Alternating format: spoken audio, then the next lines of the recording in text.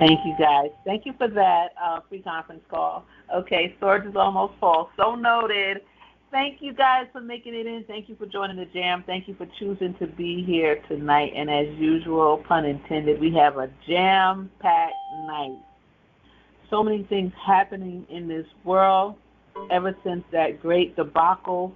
There was an attempt on one of the candidates, Trump. And there's just so much happening, and today we're going to give honor to the deceased. So we're hearing Dr., and I'll say it twice, Dr. since he has two, Robert Duncan. We have some excerpts that we're going to read and just honor him a little bit posthumously. So we have a lot planned, and we have a lot in store, and I know you all are excited about our first guest, which I'm not going to be before you long because we're going to bring him up very, very soon, okay? So my gem, GoGi's gem for tonight is let's not, make decisions when we're so emotional. Sometimes, out of fear, out of anger, we make decisions and we do things that really aren't that helpful to us in the long run. So, knee-jerk reactions. I remember there was a woman who lifted up a car because it was getting ready to run over her toddler. And so those kind of knee-jerk reactions in the spur of the moment can be helpful. But when you say things out of anger and when you do things out of fear, they can work against us. So when you say things out of anger, those comments can't be unheard by the listener. So sometimes it's best to count to 10 or walk backwards or whatever you need to do, breathe, exhale, woosah, as they say, so that you don't say and act improperly in a short-term manner that has long-lasting effects. And what has this got to do with TIs? Well, you know what I was thinking? Congress. I believe part of the reasons that we have FISA, Section 702, is because of the fear. Their fear that the nation is going to be left uncovered if we don't do this. And so out of fear, they made these decisions. And sometimes some of the things that we have out of retaliation is TSDB. So I'm just thinking that sometimes we just need to do things when we're calm and grounded and sound. So that means that every day we need to do some self-reflection, some praying, and spend some time by ourselves and, reason with God, and even if that's your belief. That is certainly mine. But that is my gem for tonight. That's GoGi's gem, and I'm making this fast, and we're changing the order of things.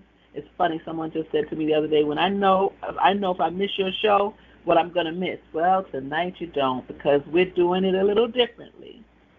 Because I was speaking earlier to the infamous, Todd Callender, and he agreed to come on tonight. And his evenings are precious to him and his family, so we want to make sure that we respect his time. What a great man! I honor him and respect him so much, and appreciate every second that he's going to spend here on Jam. So I'm going, without further ado, I'm just going to give you a little bit about the lineup, and we're going to find him so that we can open his mic and get started. So we're going to first have Todd, and we're going to spend some time. We're going to go into Q&A, so you'll be able to ask questions. I'm sure you'll have them, and then we're going to go into the program. We'll start with news. We're not going to do our usual announce yourself, city and state you're from, and with your greetings and the questions that we have as an icebreaker, but hopefully we'll get to it at the end. So when we close out, maybe we'll get a chance to do that. We have some wonderful tips and great things planned for you, so stay tuned, okay? All right, so now let me see if we have found, if we're able to move forward with Todd. So I'm just going to have to ask. I want to give it over to Todd. I had promised to do so by 7:45 Central, 8:45 Eastern, and I'm going to ask Tranquility, can you find or have you found Attorney Callender? Hi, not at this time. Sorry. Okay, thank you. I need to find out how he's coming. You want to just open the mics and ask if he's here? Yeah. If you don't see him on by computer, right? No. Okay. So yes, let's open the mics, and we'll ask for everyone else. Would this be something else if we could all just let Todd speak, and then we'll find his mic and we'll open it. Thank you. To go inside. If you have noise, can you hear me? Yes, we can hear you. Is that GoGi, okay, now you got me. I don't know how this thing works. I'm such a fossil. You got me now, right? We got you. We'll find you. Keep talking.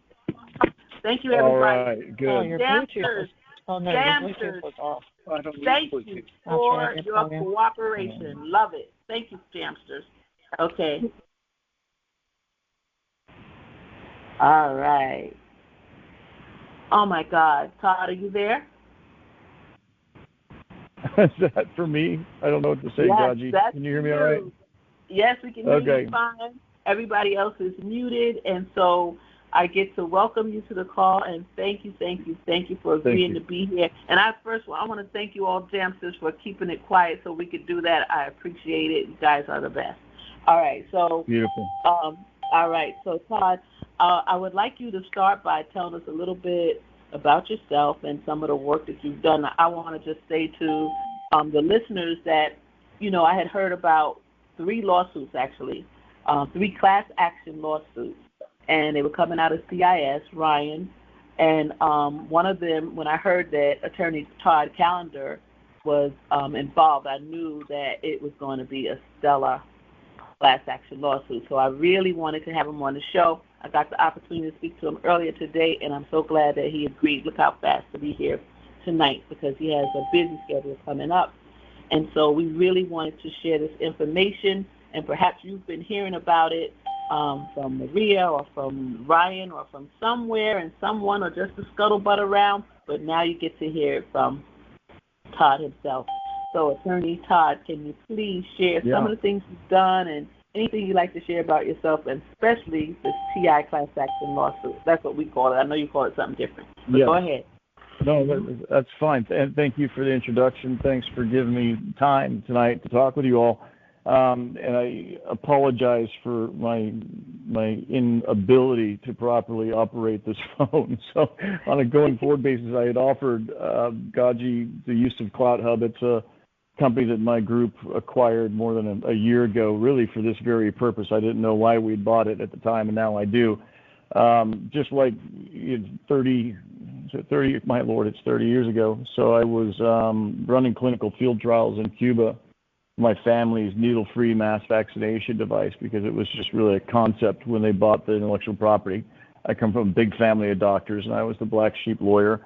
So my job was to get the injector through the FDA's investigative new device process, which is not dissimilar to the investigative new drug process. It's lengthy, it's time-consuming, and it's very scientific, and I'm just a lawyer. So in any event, I applied for and was able to get a license, in fact, the very first license for an American to go to Cuba and do business. Cuba was and is an enemy nation, and so that kind of propelled me into the higher echelons of the Cuban government, and in some respects our own government in the United States. Just from the anomaly that happened, there was a small piece of common ground called medicine that our two countries could agree on. And so part of my job was to not only do clinical trials, develop this new technology that would deliver vaccines without a needle, and reduce vaccine hesitancy, if you can imagine how bizarre that sounds now. In any event, it provided me also the opportunity to get to know the very players that we're seeing today, including WHO and Pfizer, both of whom I brought into Cuba in the 1990s, 1999 or so, if memory serves. That was a formative experience for me, and really why it is I'm talking to you now, because if you fast forward to 2019 or 2020, in that range, we heard rumblings about this pandemic, Event 201 and things of that nature, Rockefeller lockstep, et cetera, was starting to enter the lexicon.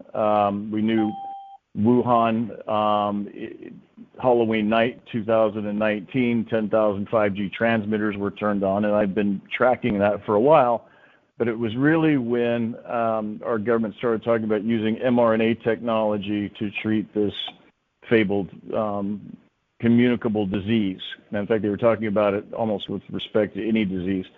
And that really piqued my interest because my family had been testing mRNA vaccines for 20 years. So after I left Cuba and I finished getting the thing through the device through the process, and we did get approved by the FDA. My sister took over the company, and she's been running it since. They do what are called collaborations. So every new vaccine that came on the market, new injectable that came on the market, really was being tested through my family's needle-free injector, amongst others.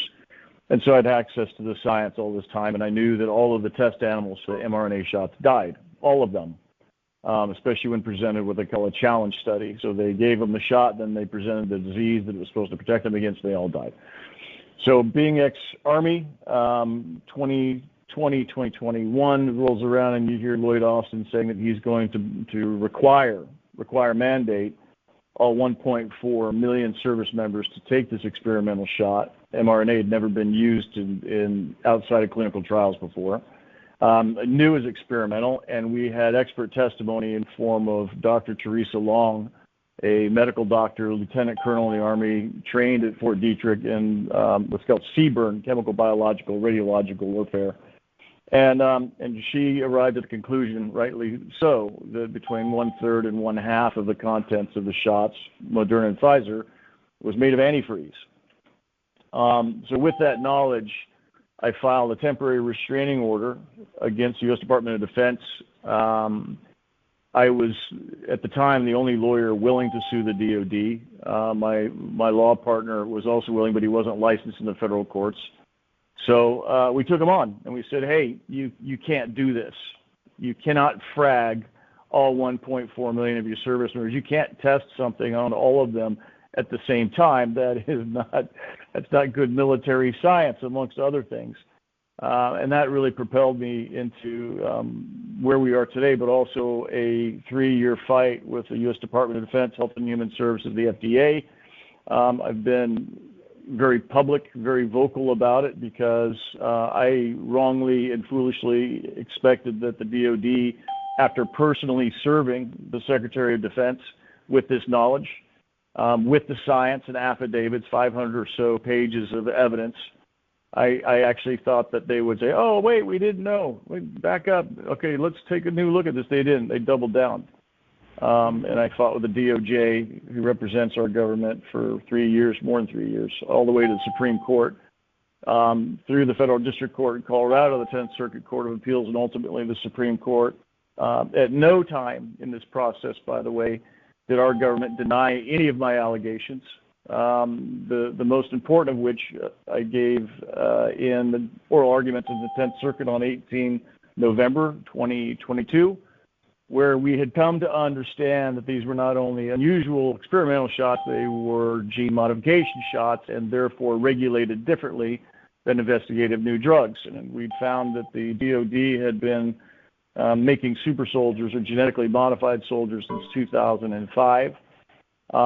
And there was a very problematic piece of law that came about in 2013, I believe at the intentional behest of our military and our government, which basically states that use of mRNA to effectuate gene modification means that the synthetic product thereof belongs to patent holders. What I'm saying to you is a case called Molecular Pathology versus Myriad Genetics, 2013 U.S. Supreme Court holds on page 6, halfway down, starting with the words, it is also, that effectively the vax people, those that got RNA, meaning Pfizer, Moderna, are the chattel property, the patent holders. That's the holding. Is the synthetic product of gene modification means that that synthetic product is owned. So that takes us into a different realm, a different legal realm in particular, in so much that if our people that got these shots are genetically modified, then what are they? Are they a human defined as being a Homo sapien sapien? And the answer to that question is no, because in 2001, our government had already renamed this new species, and they call them Borg. And you find this notably on page 2 of the NASA Langley research paper that talks about fifth-generation warfare in 2025. Here we are in 2024, and this was all very intentional and very planned. And I found in other places where our government referred to these new genetically modified people, these chattel property vaccine slaves, as homoborgenesis, B-O-R-G-E-I-N-S-I-S, if memory serves. The point of which is that from a legal perspective, it's very problematic because we had discovered and found that upon the declaration of a national emergency on 13 March 2020, we were under martial law. It was immediately followed by a public health declaration, which is the revocation of all human rights, which begs the question, do homoborgenesis have any rights at all? And the answer to that question is no, none of us do at this moment in time. But theirs are evaporated because they are no longer humans for purposes of the law. And therein lies the problem. How are we affected? How does this fit into the master plan, which includes, as many of you undoubtedly know, the intricacies of the wireless body area network, the connection of all the people that got the shots in their 16-digit MAC addresses to the mesh network, meaning every Google device is now connected to every other 16-digit MAC address through the mesh network, low energy Bluetooth, in fact. So the Bill Gates patent of 2020, the 060606 patent, says that he's going to reserve unto himself the rights to harness people as batteries, cloud computing nodes, and power sources. Well, ladies and gentlemen, we are there, and that has happened. And you can see it for yourself. It's been commercialized. Go to inpersona.com, www.inpersona.com, and there you will find that by and through your Fitbit or your cell phone, you can download a program that allows them to harness your biorhythms to mine cryptocurrency. That knowledge came from the military study that we had looked at. It was C459-1001. Look it up for yourself. 44,000 service members and their families. They used a device called an InTouch eDiary, an ePCR device, in order to watch real-time cellular changes in the people that got the shots. That data was transmitted through the cell system to Israel, where the 1,200 fatalities and 82% spontaneous abortion rate, amongst other things, was laundered. The cleaned up data was provided back to the FDA, the DOD, and Pfizer, and labeled safe and effective. And that's how they ruled out the shots. It was a military operation. We're in the middle of an eradication or transformation program. Pretty sure everybody understands that. Targeted individuals, unfortunately, are part of that eradication program. And so there you've got people that are unknowingly targeted by virtue of them having received the shots. They are automatically targeted individuals because it's a function of the hardware that was installed in them.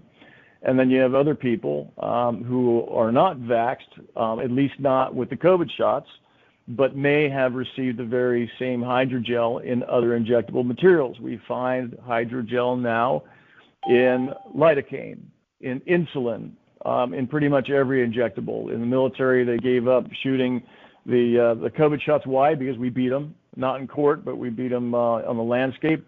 I'll explain that in a minute. So what they do, they just put the hydrogel in the influenza shots and said, well, the rest of the schedule for service members requires shots. So even if you don't have to take a COVID shot because Congress repealed that law, you still got to take your flu shots. And that's where we found the hydrogel hepatitis shots. They all had it, tetanus, all of them. So the point in telling you that is that we're all here, right? Our entire species is on the brink of eradication, either by virtue of changing from Homo sapien sapien into homoborgenesis or simply no longer existing on this planet. So we learned something from our suit against the DOD and decided we can do this again. We fought and we won our fight against the single biggest, most lethal killing machine the planet has ever known. We defeated the DOD, and it wasn't through our lawsuit directly. It was indirectly. When we filed the suit, we had so many thousands of service members coming to us, knocking on doors, sending faxes, if you can imagine that, technology from the last millennium, emails, calls. It was insane. We couldn't keep track. So my law partner, Dave, my other one, Don, and I created templates, legal templates, that we gave to the service members. We published them at our website that we created. It's called VaxChoice, VAXChoice.com. And we trained them to download these things and file their own lawsuits, whether those were internal, administrative, or in the federal courts. We trained them how to do that, and we created these little colleges, effectively. And those service members that attended trained other ones, and they collaborated, and together they papered the holy hell out of the DOD. 400,000 service members at the end of the day filed criminal complaints, Inspector General complaints, Article 138 complaints, Nuremberg notices, exemptions for religious reasons, disability, and otherwise. Like I said, 7 or so different templates. And the DOD had to respond to all of them and could not. After I filed our lawsuit, 11 others came. In every single case, the result was the same. All of them were dismissed on procedural grounds. Why? Because the government didn't want to answer any of our questions. They didn't want to go to discovery. They didn't want anybody to know what we were doing or what they were doing. But we caught them. And we caught them, we stopped them. So now that we've come to understand how vast the targeted individual program is, so it may be true that you're on a terror watch list and you're on there for that reason. It may also be true that they just don't care. You don't have any rights anyway. So they're going after you. They suspended our rights, both our constitutional and our human rights. And so how are we going to stop this? And the answer is we're going to rinse and repeat. So we're going to file another class action lawsuit. We've already created some templates for people to fight alongside. We will make this a global class action lawsuit in so much that there's a provision of U.S. law called the Alien Tort Statute, which provides for a remedy for foreign litigants against U.S. defendants. Well, the defendants here is our government, the U.S. government, amongst others that they contract with. And so we're going to use the forum, just like we did with the DOD, as a means to deposit evidence, as a means to train and educate people to fight alongside, including the criminal complaints that are already available on our website. I think they're on VaxChoice, but they're definitely on 5 Small Stones, number 5 smallstones.com. And we are going to paper the holy hell out of them globally in every language, in every country, and we're going to raise such a stink that we will, again, achieve the same result, whereby in the case of the DOD, the Congress had to get involved and repeal the law. We have that opportunity here, and I think it'll work. We see some good results already happening in the United Kingdom, Australia, Ecuador, Peru, where some of the towers are coming down, by the hands of people that do it on their own, or by the hands of the government, or pursuant to court order. So we've got some momentum. We've got a lot of people who are injured and harmed. We're going to seek damages and injunctive relief. And like the DOD case, after we filed a lawsuit and certified to those who joined it, those members who met the criteria to be a part of it, in comes a piece of U.S. law that's very helpful to people who are suffering, and that can be found in 18 U.S.C., that stands for United States Code, 18 U.S.C. 1512. Effectively what it says is, hey, government, and hey, everybody else, you cannot screw with litigants. You're a litigant, you're a plaintiff in a federal lawsuit, and anybody that's found messing with you is guilty of a crime, a felony. It's similar to witness tampering, but it's actually plaintiff tampering. And so we used that tool very effectively. The commanding officers throughout the military, when served with a paper such as that, a letter that we had drafted to our clients, they backed off. And that caused also a huge slowdown in the mighty military machine's advancement to eradicating its own troops, or certainly to making them sick, and that's where we sit today. So that's our mission, that's our plan. I wasn't really aware that there were 2 other suits that Ryan and CIS was working on. I'm happy to hear that. This is a really good idea because it's an asymmetrical lawfare attack that wins the day.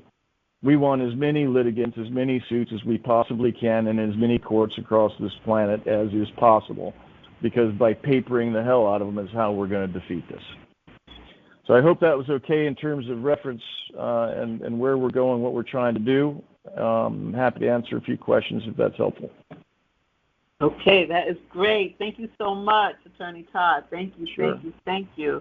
And I want to, you mentioned something, I love the alien tort part where we are able to make the lawsuit international and therefore get rid of that qualified immunity, which our government often hides behind. Good. That is absolutely clever. Mm-hmm. So let me add to that, because you're absolutely right, Gaji, and I apologize for not bringing that up. The Alien Tort Statute not only allows foreign litigants access to the U.S. courts, but what it also does is require that the U.S. courts apply treaties that the country is signatory to. So there are various treaties applicable here, and including the International Convention on Human Rights, war crimes, Nuremberg, believe it or not, is part of this as well. We've identified, I guess, there's a half dozen different treaties, and two of those treaties remove qualified immunity from the tortfeasors that we'll be suing. So we will sue the government people in their official capacities and in their personal capacities. If the Department of Justice arrives at the conclusion that there may be divergent interests, then those litigants will have to obtain their own personal and legal counsel. And, when we sue for $1 trillion, that's going to be very pricey legal counsel. And it may be more than $1 trillion, but there's very clearly that much in damages or more. And we want the litigants to be the ones that get that money. Absolutely. Beautiful, beautiful. I love that you structure it in a way that considers the litigants, because often that does not happen in class action lawsuits. And you're it. That's right. Yeah. I'm so happy. Thank you. All right, so we're going to open up the Q&A. I may have one or two questions myself along the way, but I want to make sure that the community gets to be heard and understand exactly what's going on with this lawsuit. All right, so thank you. And let me just say one thing, too. I apologize to Sherry Molyneux. She had asked first if I could come on and do an evening thing, and I just wasn't able to get that done. And I know she's here tonight, so Sherry, my apologies to you. We'll work it out. All right. Sorry, Gaji. Go ahead. All right, no problem. All right, so, okay, let's see what we have in line. First question, please. First caller. Hey, how are you? This is Al in Washington State. This is Mr. Challenger? Hi, yes, Al. It is. Yes, Hi, Al. Challenger's here. Mm-hmm. Hey, what's happening? Listen, okay, so if you have dual citizenship, I know you want to motion the tarnation out of these guys. So I could go ahead and do a couple of the similar, well, whatever. I mean, one would be Europe and one would be the U.S. to just nail them anyway. Just motion the hell out of them. Is that okay? Yeah, I mean, it would seem like, hey, why not? Exactly, Al. I mean, and this is I'm glad you said it, because look, we're here to complement others in the fight. I'm not here to take over anything. I just want to collaborate with anybody and everybody, and as many different ways as we bring this fight is how we win it. So absolutely, Al. I have one more question. I just want to make a statement. I really appreciate it. I contacted your office. You had a really nice woman. She was, I think she used to be a teacher or something. She was just a real pro. And I haven't heard back, but I get a lot of different calls because I have a small construction business. You know what I mean? You get all these garbage calls. So do I recontact you as far as getting into the class action? The original file of the class action? Okay. Good. So we're not there yet. Let me explain where we're at. It's a good question, and absolutely love to have you. And you're talking about Lisa. Lisa McGee is one of our paralegals, and I'm glad you got a chance to talk to her. She's a great gal and one of our researchers. So we are in the process. We already know that there's going to be a lot of people. When we sued the DOD, our presumptive class was 210,000 people. So it was a nightmare to try and manage that many people in one lawsuit because I had never done it before. To be frank, the last time I had tried a case was back in the 1990s. I'm an international tax lawyer. That's what I do for my day job in the insurance business. And there's nobody else would file the lawsuit. So I had to dust off the trial suit and try and remember how to litigate a case. And my point in saying that is that this time around, we want to be more intelligent about it. So we've got a bunch of IT people involved. We've acquired the company called CloutHub. It's a social media platform. We rebuilt it so that it's got all the privacy that anybody can offer. We don't collect anything we don't want to. We won't. It's not censored. And we're going to use that as a platform to communicate with people. So what you're going to see, as soon as we get the on-take set up, Alan, it's going to be some advertisements, frankly, out there saying, hey, if you're interested, come to this webpage called Project Archimedes. That's what we're naming this. People will go there, they'll read and say, hey, do I fit the definition of a litigant? Do I meet the criteria of the plaintiff's class? Because we have to define the plaintiff's class. And if you do, then you go over here and you fill out this form, and we tick you off, and let us assume that you meet the criteria to be part of the plaintiff's class. You will receive an email back. You will receive automatic registration to CloutHub along with a direction to where to go there to find out more information, where we will be doing updates weekly at the minimum. And then we will also be providing that letter saying, hey, you're a member of the plaintiff's class, and therefore you are immune. Nobody can mess with you. Things of that nature will all be available along with the other materials that we're talking about. So if you want to sue somebody in another country, great. We will help provide those materials, the complaint, the motions, all of that kind of stuff. We've got a team of people that will make that available to help you with that. Okay, where should I monitor this to see when it is available? Yeah, keep an eye on CloutHub. Yep, and okay. I put on a podcast 3 times a week. Thank you so much. I'm watching. Dr. Ann is my physician, so I'm just really proud of you guys. And really, I'm really proud of you too. I mean, I see you guys as the biggest butt, and it's good to see that you're not afraid. And that's what a real American is like. I don't know what happened to the men here. I tell you what. Well, I got to go to CloutHub to find them. Well, I'm glad you're there. I really am. God bless you, brother. And listen, bring more with you if you find them fellas. Bring them with you, would you? I'm looking. Oh, I know. I can get them. I can get them. I just need it. Right. I'm unlocated. I'm out of state right now, but no problem at all.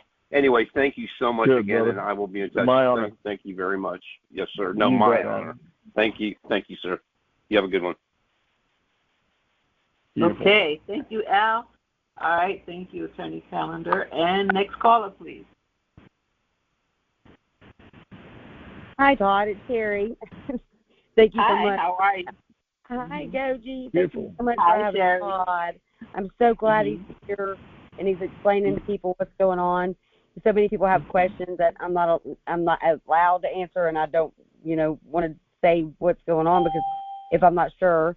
But I wanted to let Todd know that we've got a little small working group going, and we're working on the template and fixing it all up for you guys. And whatever you want us to do, tell these guys that I can help them, and then also, I believe Ryan is a part. It was coming over with his plaintiffs with you, but I don't want to. Yeah, okay, perfect. Because a lot of people are being confused about that. So I wanted you to let people know that when they sign up, if they sign up with Ryan, that the plaintiffs that are going from Ryan is going to you. Well, I don't think it's an either-or necessarily equation. First and foremost, Sherry, thank you. And I've been very grateful for your kind offer to help and be a leader in this. I talked to GoGi about it as well. We need a lot of leaders, and you're clearly one of them. Ryan is also one, and he's provided the intake form that he's already used for his group, as did Targeted Justice. We've got people that have already kind of been here in some respects that are lending a hand. Anna Toledo was the lawyer for Targeted Justice. She already did a whole lot of the heavy lifting on the legal work. We've incorporated that into the Alien Tort Statute claim, the point of which is we're all in this together. So I don't want to compete with other lawsuits. I want to collaborate with other lawsuits, and that's what happened in the DOD. There were 12 different federal lawsuits, and we all worked together, and it was fabulous. And so that goes back to the asymmetrical lawfare, and that's what we're after. So any way and every way we can all collaborate and bring this down is what we're after. So thank you for all of your help with this, Sherry. Thank you so much, Todd, GoGi, and Anna, and everyone, and as many people as we can getting the paperwork together. That's what's gonna help everyone. Absolutely. Yes. Thank you. And for litigants, by the way, for any of you that got family, friends, if you speak another language, this is a global phenomenon. We tend to be U.S.-centric as Americans. I don't even live inside the United States, but I'm still American-centric.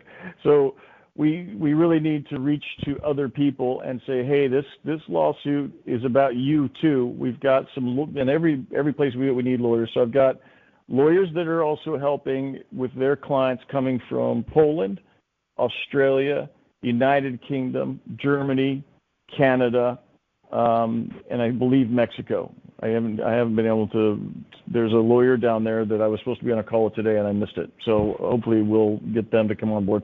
But we need everybody. It's humanity is at risk. Humanity is at stake. That's what we're fighting for. Yes, absolutely. Thank you so much, Attorney Todd. Thank you for your question, Sherry, and for your leadership in this project. It's going to be paramount. Yes, I'm so looking forward to it. I can't wait to get my letter so I can ride around with it. Yeah. Yeah. They work. It's going to be, that injunctive relief is going to be so powerful for all TIs. I mean, just to have this on pause, to have everything cease is what we're looking for. I mean, the money, of course, we want our damages, and we deserve damages. But for this to stop, I mean, before somebody else is hurt or killed, is so important. So I look forward to, that day when that is available to us. GoGi, thank you for saying that. Dr. Robert Duncan, he died a hero. And I think that, he tried to make up for his inventions. We probably would have been somewhere, down this road already, because he wasn't the only guy to figure out how all this stuff worked. But, he did his level best to control the inventions that he made after he understood that they were being abused. And it's just demonstrative about, our people in government are in silos and inside of DARPA and other parts, and they may not know what it is that they're doing and how it's going to effectively be used in the end. As Al had made mention of Lisa McGee, she researched and found that our Department of Energy had created 470,000 pathogens, made them. Man-made pathogens include Zika, includes SARS-CoV-1, SARS-CoV-2, Marburg, Ebola, it goes on and on, dengue. All of those are man-made by our Department of Energy, all of them for sale. Wow. So when you have people inside of the government, it's really important that we get the whistleblowers as well. We've got a lot of them in our law firm. We're working through a lot of those issues now. And what you find is that they've been working for their whole lives on a piece of science, not understanding that eventually it was going to be used to eradicate our species. So there's an opportunity for people that are still in those positions to make a difference. They can be the one, as I call it. They can be the one that stands. They can be the one that frustrates somebody who stops the button pushing, right? Who knows who's pressing the button to turn somebody off? They literally have the ability to turn people's hearts off, and do. Who's got their finger on that button, right? And so we need to be able to reach those people as well and help them understand that they are part of a killing machine, and they don't have to be. Absolutely. And they put out something recently, and I don't know how legitimate it was, but where a whistleblower protection, I believe it was one of those alphabets, Department of Justice or DOD or whatever, but they put out a whole package for people to blow the whistle and get money, get compensated, and protection. And I hope it's legitimate, because that's how it should happen, in the ideal America that we've known about. And I hope that, that it is available to them, because people are, especially those people in those positions, are afraid to speak up and speak out. And some of them follow not knowing, and some of them follow knowing, and a lot of times that's true. out of fear. Yeah. Just really sad. I have to confess to you that I am unfamiliar with any whistleblower program that compensates people other than the IRS. Okay, I'm gonna try to find it. I'll send it to you. I'll send it to you. Yeah. You can see if it's legitimate or not. Mm-hmm. But I shared it here on the Jam not too long ago. All right. Okay. Next caller, please.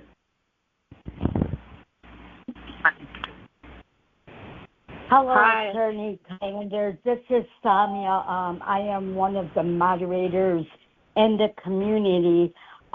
Let me first just by saying I too have called your office several times. Never got a reply, and I understand you guys are busy and whatnot. But my question is, I have recently been diagnosed with Havana syndrome, and also I'm finding out legally that the military is behind what's going on in my situation. And Sure. I want to eventually, take my case to court because I have more than the average proof, all right? With that being said, I just want to ask you about this lawsuit, that if someone joins in this lawsuit, would it affect, like, if they did their own lawsuit down the road, would it affect that lawsuit? You know what I mean? Yeah. The answer is it may. It may or may not. What you're alluding to is something in the law called res judicata. So let us assume that you were, for instance, your own litigant, you sued for what they call anomaly health incident or anomalous health incident, AHI, otherwise known as Havana syndrome. And you did not work for the federal government in the intelligence community as the statute requires, and the district court says, I'm sorry, Sonia, your case is dismissed with prejudice. You just didn't meet the criteria of the statute. And then you decide you want to become a member of the plaintiff's class in this lawsuit. The court in the subsequent suit may say, I'm sorry, you had your bite at the apple. Your case is dismissed with prejudice. Your claims in this suit are substantially the same as the claims in the last suit, and therefore you're not entitled to be a plaintiff in this suit. Those kinds of things do happen. However, not all claims are the same. Not all defendants are the same, and there has to be some level of parity amongst defendants and claims before res judicata principles would apply. And there are some other little nuances and whatnot, but that's the major issue. I see. Okay, because I haven't done any. I'm ready to go forward. Believe that. I just haven't, found an attorney yet that would do that. And also, how long did you work? Do you expect? Did you work for the federal government? Pardon me? Did you work for the federal government? No, I didn't. Not at all. So Congress had hearings last month on this issue because there are so many people in your circumstance that do not meet the criteria of the statute. So keep an eye on that, because I think they were trying to pass a law that opened compensation to non-government employees that have been harmed by the Havana syndrome. So keep your eyes open. You might find something soon. I hope so.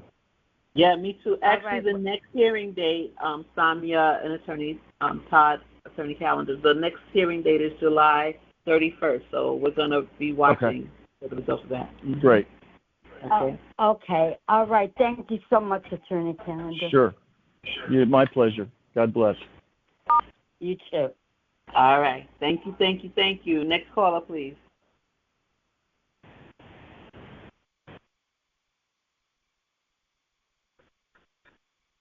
Next caller. Have we cleared the line? I doubt it. Hello, Aaron. You're up next. Aaron? Aaron, your mic is open. Just talk. We'll hear you.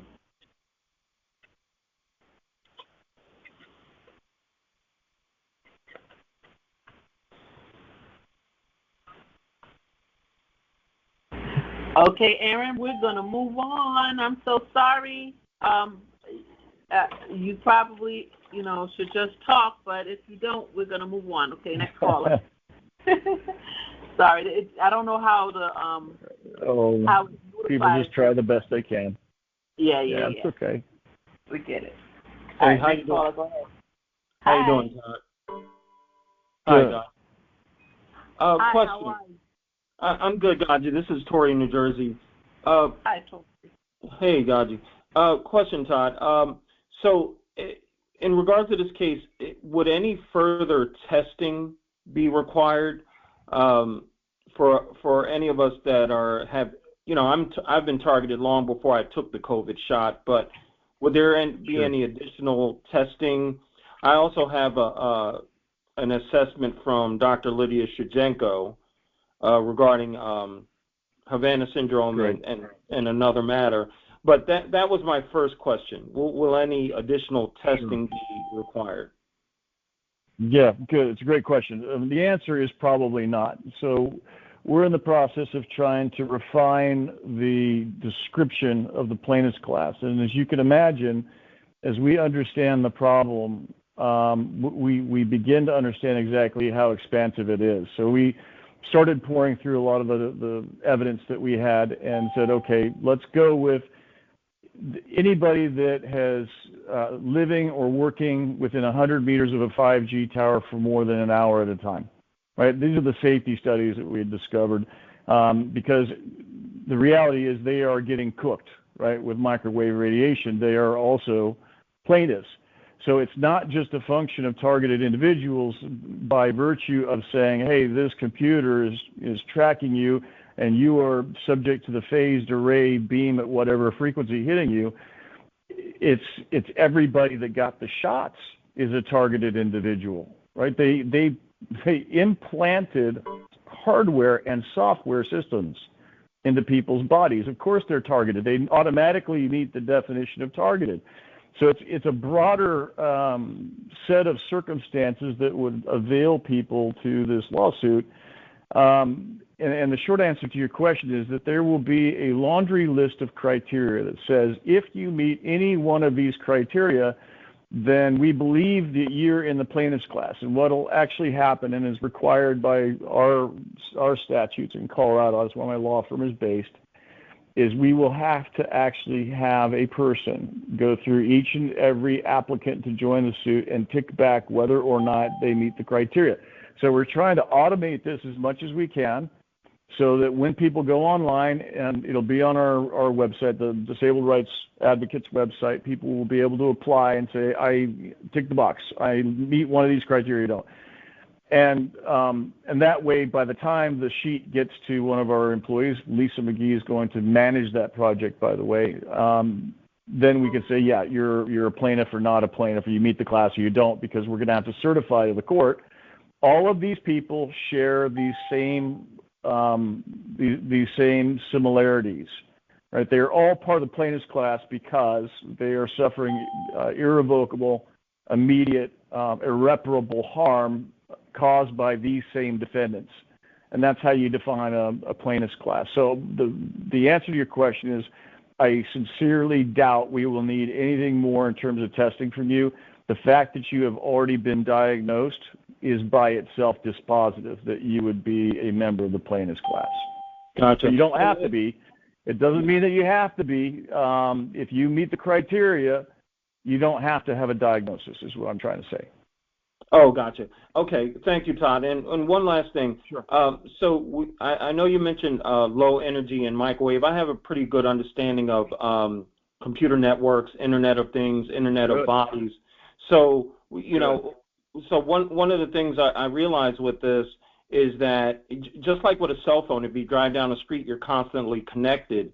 Well, I came to the conclusion that this would have to be the same thing, because there's something called the OSI model that categorizes all wired and wireless networks. And so if you have an RFID or nanoparticles, then that would make you present on a network. And so I see it as also an invasion of privacy, because now someone knows your exact telemetry. Yeah. Yes. You're absolutely correct about that. And this is a really good point, because it comes back to the issue, Tori. What rights do you enjoy? Do you have Fourth Amendment rights? 13 March 2020, constitutional rights were suspended. And then on top of it, have we been transformed knowingly or unknowingly into a non-human species? So do you get human rights? So this is a really good point that you raised. And the short answer to the question is we're only going to get those rights back when we beat down the door and say these are ours, not yours to take. That's what this is about. So good. I mean, so yes, you should have Fourth Amendment rights. You should have due process rights. Did anybody give you due process before they took your life and liberty? Because they did. Not at all. Not at all. Exactly what they took. Exactly right. So let us recall that the 13th Amendment to the Constitution, created in 1865, outlawed the ownership of people. You know what the Supreme Court said when I told them that? They said in a 5-4 decision, we don't want to hear what you have to say. Go away. You know, you're right about that. That it does sort of put an ownership on you, because if something is, it's almost like an invisible chain. You're connected to it against your will. Yes, you are a slave species. We all are. So I don't mean to just single you out. We have all been enslaved, one way or another, to some degree or another. You got it exactly right. Thank you, Todd. And thank you, Tori. Thank you, Todd. Todd, you know what? I want to make one comment. I can't, even pretend to be up at the level with you, IT specialists over here. But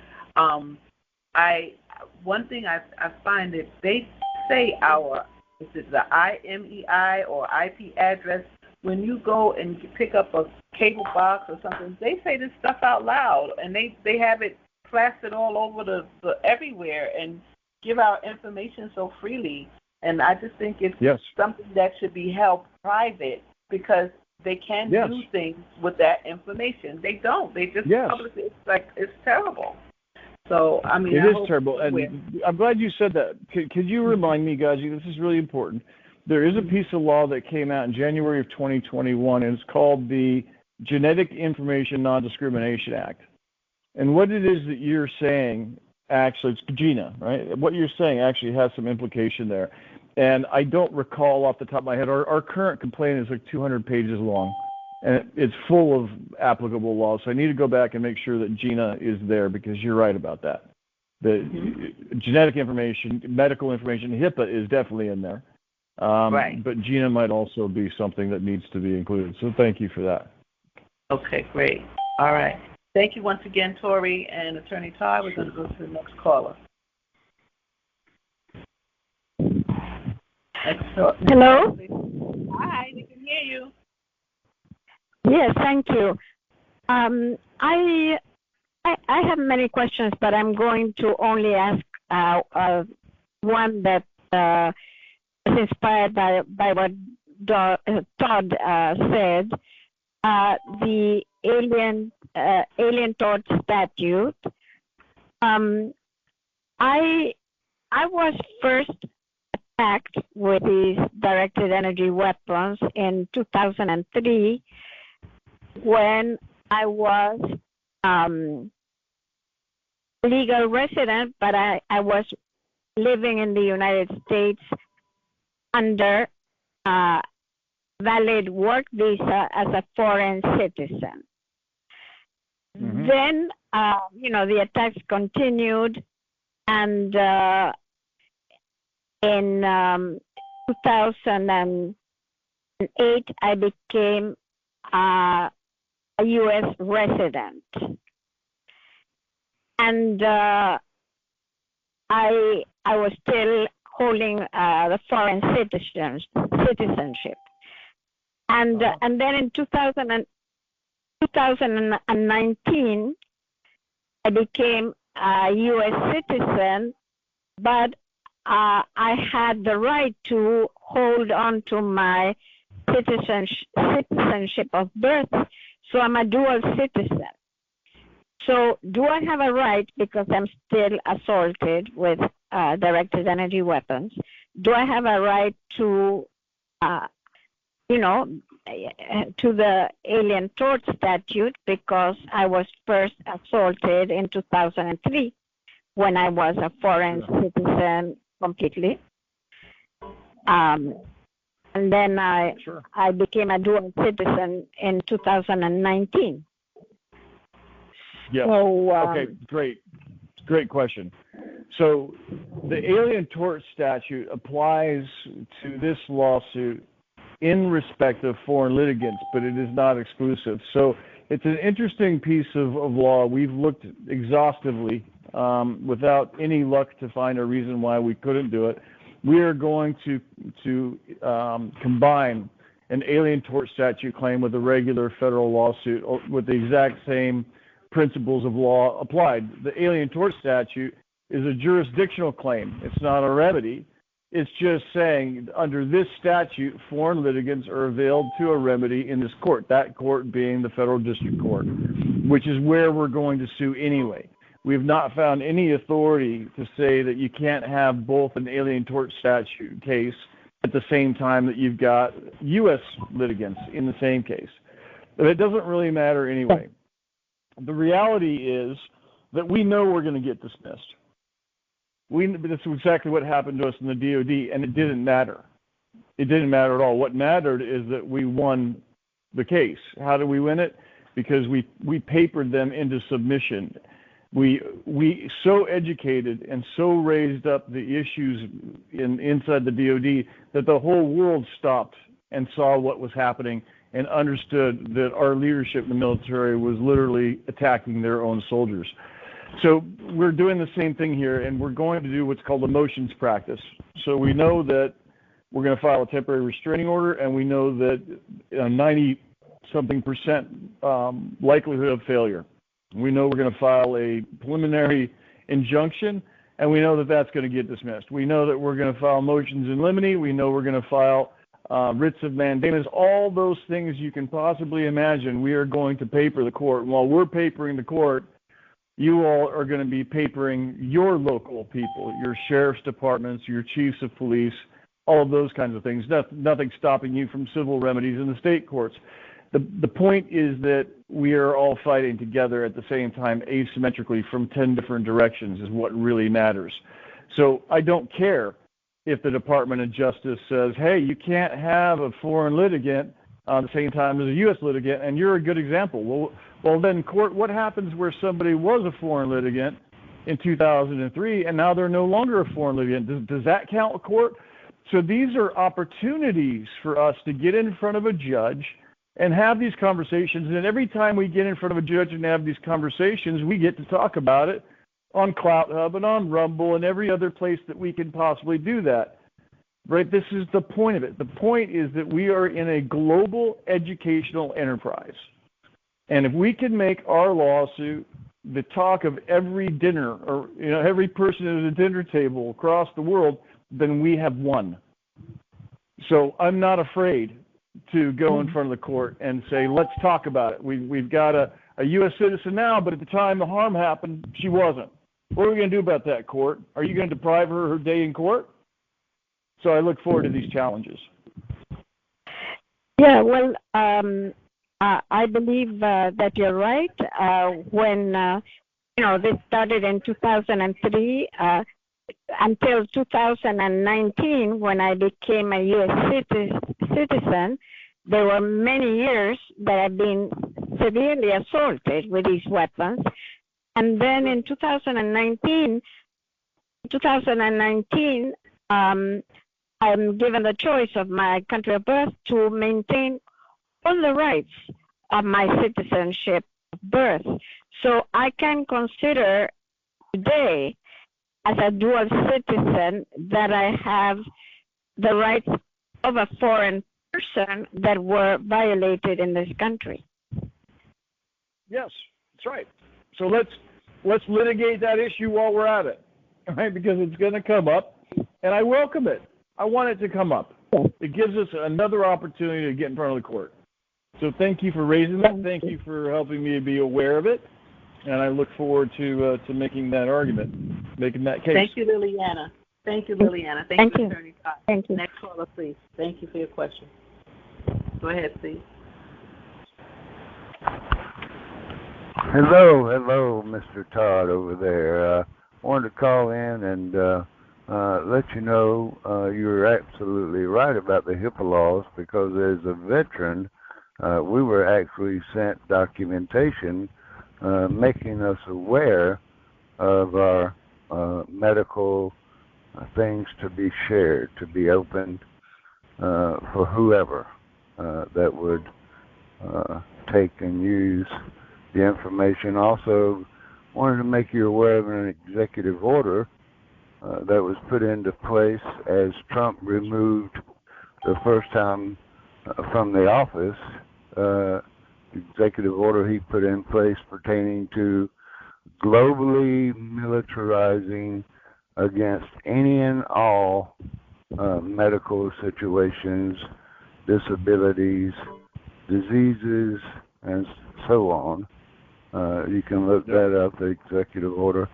You may already be aware. War on viruses. Hey, you got it. And that's right. Well, and then the other thing, Todd, is thank you for coming around and not being scared. And I'm sure you're the kind of guy that's not going to accept the money to just take a settlement. You're the kind of guy that's going to help try to get this thing stopped. And then I would like to ask you, the question is there going to be a backup plan pertaining to all the hundreds of thousands of PIs who can't even keep a phone, who are now out on the street or in mental wards or been set up in some sort of way? Can we take some of that funding to back up, or maybe create some funding to back up to help all these people that could not be here tonight on this call because of their targeting, and maybe even possibly the families who have lost, as we have, many TIs. Many, yeah. Those are all good. Let me start with saying I brushed off my trial suit in 2020. I've not charged anybody in the last 4 years as a lawyer, not $1. Thank you. That's Thank not. you, yeah, it's really my honor. It's my privilege, and the reason for that is really simple. I'm an insurance executive by day, and thank God for my staff, because we sat around the boardroom and said, you know what? If we don't stop this, there isn't going to be anybody to insure. There isn't going to be anybody to represent. We are in an extinction level event. What does money matter? What are you going to spend it on if there's nobody around? So it doesn't mean anything. Right? That's the bottom line. Money doesn't mean anything at all if we're not here. So who cares? And so with that said, God has been blessing us with the ability to pay our overhead, pay our bills, and allowed me the time and the staff to give me the freedom to do what it is that I'm doing now, and that's to represent people in a pro bono fashion. The other lawyers involved in this case will want some compensation. It will be done on a contingency basis. But the whole point of this exercise is to, number one, stop what's happening so people can get their lives back. And then number two, compensate people who have been damaged. And my hope is that the court will be sympathetic, assuming we get an award of some kind, and we're certainly going to try. We'll take this all the way to the Supreme Court, and we're going to beat the hell out of them, publicly as need be, one way or another. But my hope is that they will open up the coffers and compensate people as you described, and it's compensation. Right? This is paying people for damages they have suffered. This is not the lottery. This is to cover expenses. It's no different than your insurance policy with your car covers your injuries. We're talking about the same thing here. So all we can do is ask. All we can do is put the case forward. But at the end of the day, what's going to carry the win is going to be you all grabbing anybody and everybody you can and bringing them into this fight. That's the only way we're going to win this. It's how we beat the DOD. And if we don't do this, then again, money doesn't matter, and everybody's in the same boat, right? We're all doomed. We all might as well go dig the hole in the backyard and wait for the end, or get in the fight. That's our choice. We're all going to die. No man left. Die. Yeah. Right. No man left behind. Yeah. That's right. All right. Thank We're all you, battle sir. buddies. Thank you. Mm-hmm. God Thank bless. you. Keep you safe, Todd. Yeah. Thank you, Ben. God bless. All right. All right. Thank you so much for that answer. Thank you for your commitment and your courage, Todd. That's what it's about. All right. Now, I know we're getting to the bewitching hour for you. Are you available for a few more questions? Okay, great. Thank you so much. All right. Next caller, please. Let's go. Let's keep it moving, guys. One question, no anonymous callers, and keep it moving so that we can try to clear the line. Go ahead. Hello? We can hear you. Okay, we may have to move on, but I heard a little ruffling.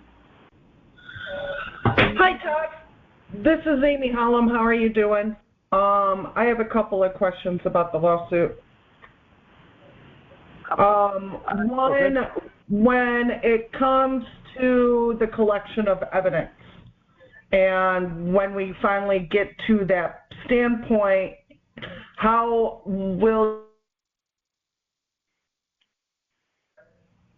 allowing the victims to be picked or... Go ahead. You're breaking up a little bit, though, Amy. Go ahead. Okay.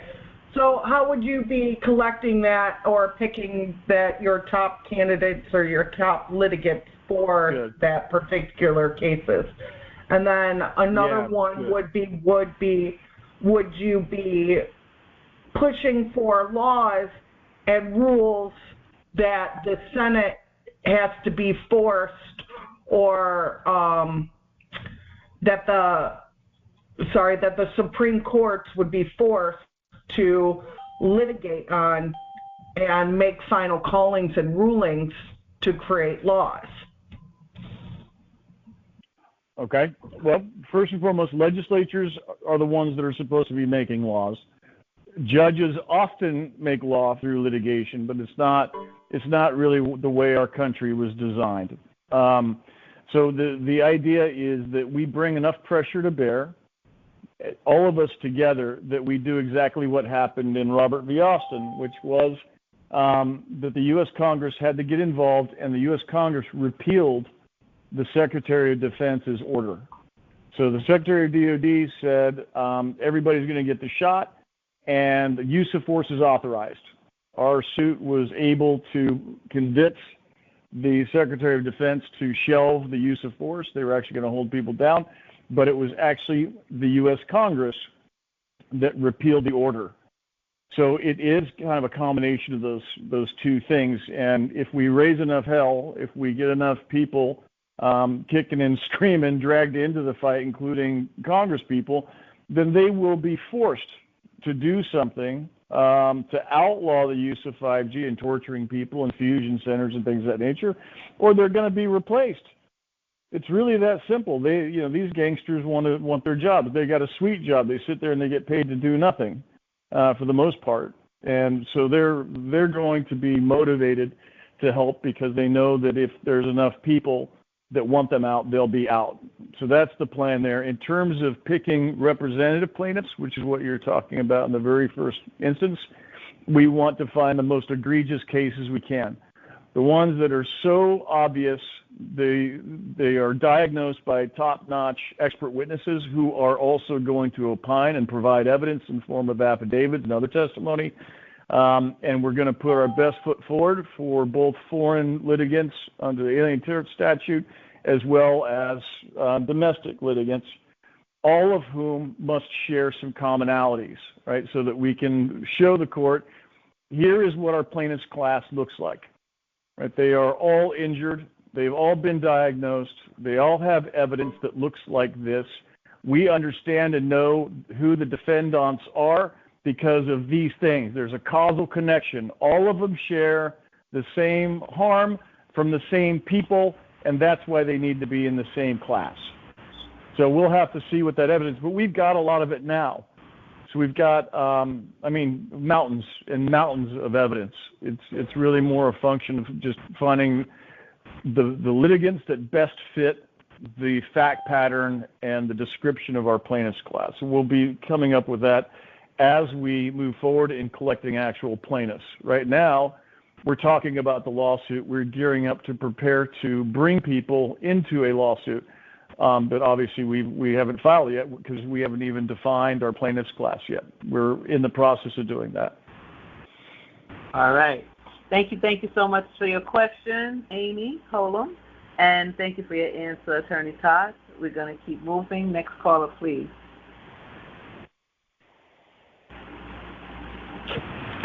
Hi, Attorney Todd. This is Lauren Birch from Winston-Salem, North Carolina. And I just want to thank you for coming on and representing us. I saw you probably about 2.5, 3 months ago. You were on a call with several men. Some of them were in representative of the sheriff, I think maybe an officer. It was just a bunch of men that were on there. And I sat and I listened, and I said, you know what? I need to get in touch with this attorney because he is talking our language. And you're not, let me just ask the question. You're not targeted, are you? You know, it's funny you say that. I have been, but I am not consistently targeted, and I owe that to a couple things. Number one, I don't live in the United States. I live in the Caribbean. Oh. And Okay. we don't have the same 5G apparatus, so it's when I'm in the United States or going to and from. I almost got shot out of the sky, so to speak. I mean, literally 2 MiG-29s back in the 90s, but I was flying an airplane. I'm a pilot, and I was flying an airplane back from the United States a couple years ago, maybe a year and a half ago, and I very clearly, absolutely got hit. As I was flying the airplane, there was nobody else in it, and it was everything I could do not to pass out of the controls. And so anyway, the answer is I have suffered it. I know what it feels like. I have had it, but I don't have it every day where I live. Well, thank goodness for that. It's a lot of us are suffering, as you know. Yeah. So anyway, I sat and I listened to all of you. I think it was maybe about 6 or 7 men, and you all were talking about, what you were going to do to try to change things. And I said, that sounds like the man that needs to be on our team. So I think I would have a little bit to say that I told Anna Toledo, that she needed to reach out to you. And she did. And so I'm very thankful for that because I think that you are the man that's going to represent us. Okay. Well, so having said that, thank you. I just want to add just one more thing, GoGi. Okay. Today I was sitting here listening to my radio, and I heard, I don't know if you all have heard this yet or not, but I heard that the bird flu is in Colorado. And I said to myself, you know what? That just seems like a staged attempt. Again, that's to throw us off to keep the rally from happening. I want to say right now, I encourage everybody who is going, thought about going, planning to go. Because when I heard that, it was so disheartening to me. I said, you know what? The devil is really, really busy. They are really trying to come up with a whole lot of ways to keep us from moving forward. But I'm here to say, and I want to encourage you all, please go. If I could afford to go, I would be in the number. I just can't. So I'm encouraging everybody on this call and everybody who is signed up to go ahead and go. Don't let that be disencouraging to you all. Okay, that's what I do want to say. And thank you, Todd. Thank you, Todd, for what you're going to do, and I know you're going to do a good job at it. I appreciate you and wholeheartedly. Thank you. So that's what I wanted to add. Thank you very much. Thank you, Lauren. Thank you so much. I second that. Yeah, they're going to try everything to have us not seen. We need the people to see everyday faces that are being impacted. We want the people that are there to understand and know what they're doing. As Todd mentioned, that there's a kill switch and they're pushing it and they're clicking it and they're hurting people every day. And so we have to have our voices heard. All right. Thank you so much for your comments, Lauren. Thank you. And thank you for being the one to find Todd and bring him into the fold. All right. Oh, hey, God works in mysterious ways. That's all I can say. Yeah. Good looking out. That's right. And by the way, I count Anna as a friend. I think she's a fantastic person and a fantastic lawyer, and she's part of the team. So there's going to be a whole lot of lawyers involved, and she is one of them. Thank you. Let me just ask the question really quickly, guys. You really quick. So when you all do another symposium, can we have like a Q&A where we can ask questions? Because I think there's a lot of people want to ask questions, but because y'all do your thing like you do, and I appreciate what you do. But just to bring you a little more awareness about what's going on in the community, would you consider doing a Q&A for us? Yes, of course. I mean, at the end of the day, you're why we're doing this. This is about you. This isn't about me. I'm just the lawyer. It's about all of us. This global. Sure it is. Yeah, I do awareness international. Yeah, go ahead. Yeah.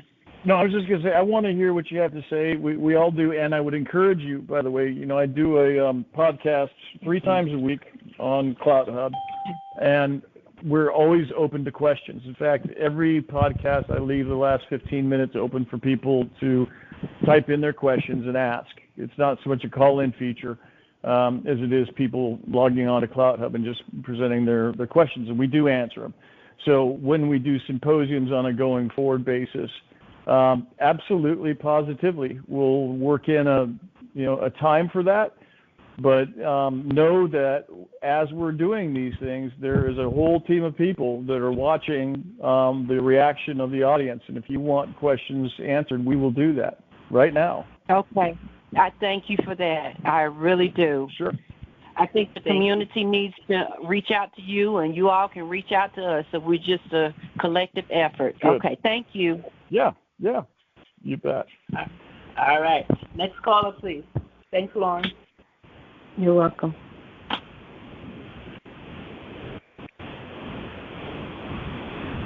All right, next caller. Go ahead, we hear you. Oh.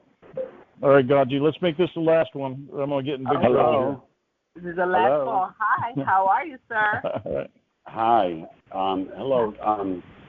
I just wanted to say this. I am so happy that you're doing this, but I'm not going to ask any technical questions. I'm just going to give you peace and blessings. That I'm so blessed to hear that you're collaborating and you're including everybody in this, that you want everyone in the TI community to be a part of it. Yes. And all these other organizations to collaborate with you. And being a retired military man and being targeted, I think this is such a wonderful and beautiful thing. And God works in mysterious ways, and I'm just so blessed that He's answered one of my prayers and part of that prayer. And I give you peace and blessings, and I know this is part of that blessing, and I thank you. Beautiful. It's really my honor. I'm grateful for those kind words. God built us for this moment. We are the remnant, right? We are the ones that are going to define what happens to humanity hereafter. Does our species survive? Right? It's us. Amen. This is on our shoulders. And like I said, God built us for this moment, so we must all rise to the occasion. And that means you grab everybody that you can, because every last freaking one of us is in the same boat. This is a do or die. Thank you, sir. It is. Thank you so much. My pleasure. Thank you for your comment. Roger. Thank you. All right, so Todd, I would like to give you an opportunity to, number one, tell us again about your CloutHub. If we just go to clouthub.com and look for Todd Callender's podcast, and also how to sign up or register for the lawsuit if it's time. Yeah. And then I'm going to open up and have show you some J.A.M. love, and then we're going to continue on with our call as you exit. And any questions that I have, I'm going to pull them together and shoot them to you in an email. if there's something Yes. else. That's okay. Good, thank you. And so what we're going to do now, if you would give your information first, I'm going to open up for the listeners to show you some J.A.M love, and then we're going to continue on as you exit. All right, beautiful. So, yes, CloutHub, CLOUTHUB is the social media platform. Again, and we, if you read our privacy policy statement, it says, don't tell us anything. We don't care. We don't want to know. We don't geofence. We don't keep anything, because it's built for this very purpose. It is for communication, for intellectually honest debates, the marketplace of ideas. We don't allow porn, and we don't allow gambling. Other than that, everybody's welcome. You know, we're all spiritual people. Like, you kind of sense it that, you know, we're all God's creations, and we know that. But even those that are not yet, they've not yet found God, they've not yet found their spirit, their soul, they are also welcome, because we're in those last stages. We can't afford to alienate anybody. I'm haunted by Matthew 13:38, the wheat and the tares. Folks, you are the wheat.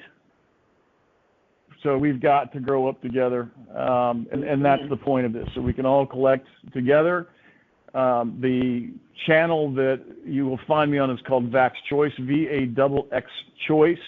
You can find it on Rumble. You can find it on, I think, YouTube. You can find it pretty much everywhere. And that's the website that we created 4 years ago to act as the repository of all information, all the evidence we'd gathered to bring our DOD suit. Same thing.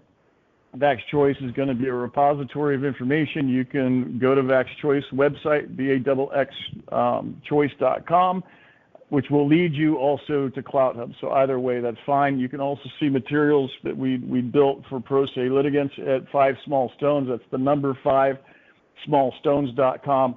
All of those will lead you to us and our law firm. And the law firm is Disabled Rights Advocates. And I apologize to everybody that's contacted the firm and not been able to reach anybody. Yeah, we're busy. There's 3 lawyers, one JD who does administrative law, and a couple of paralegals. But that's just it. You know, there's just a handful of us, and there's nobody to man the phones, because we're literally all working 24/7 the best we can. So there's a form by which you can fill out and reach a lawyer, and somebody will absolutely get back to you. Every now and again, somebody can try and reach me by phone, but it doesn't work. I don't have time to answer the phone. So the best way to do it, believe it or not, is exactly how GoGi did it. We'll do our level best to get back to you. Somebody will always do that. And of course, on a going forward basis, as litigants, it is my obligation as a lawyer to communicate with my clients. And that's actually why it is we ended up acquiring CloutHub. It is multilingual. So if you go on CloutHub and you look at any of the videos on the channel section, there's a little box down there that says closed caption, but it's actually closed caption in every spoken language. So if somebody is doing a podcast in Portuguese, they're Brazilian, there's about 160,000 Brazilians there, you can listen to that, read it in English. Pretty soon you'll be able to hear it in English, and that's the point, right? This is a global problem, global phenomenon, and that's why I want you to bring anybody and everybody that you can, because we've made CloutHub multilingual. They can use their own language to communicate and operate in that environment, social media platform. So that's a place to find us.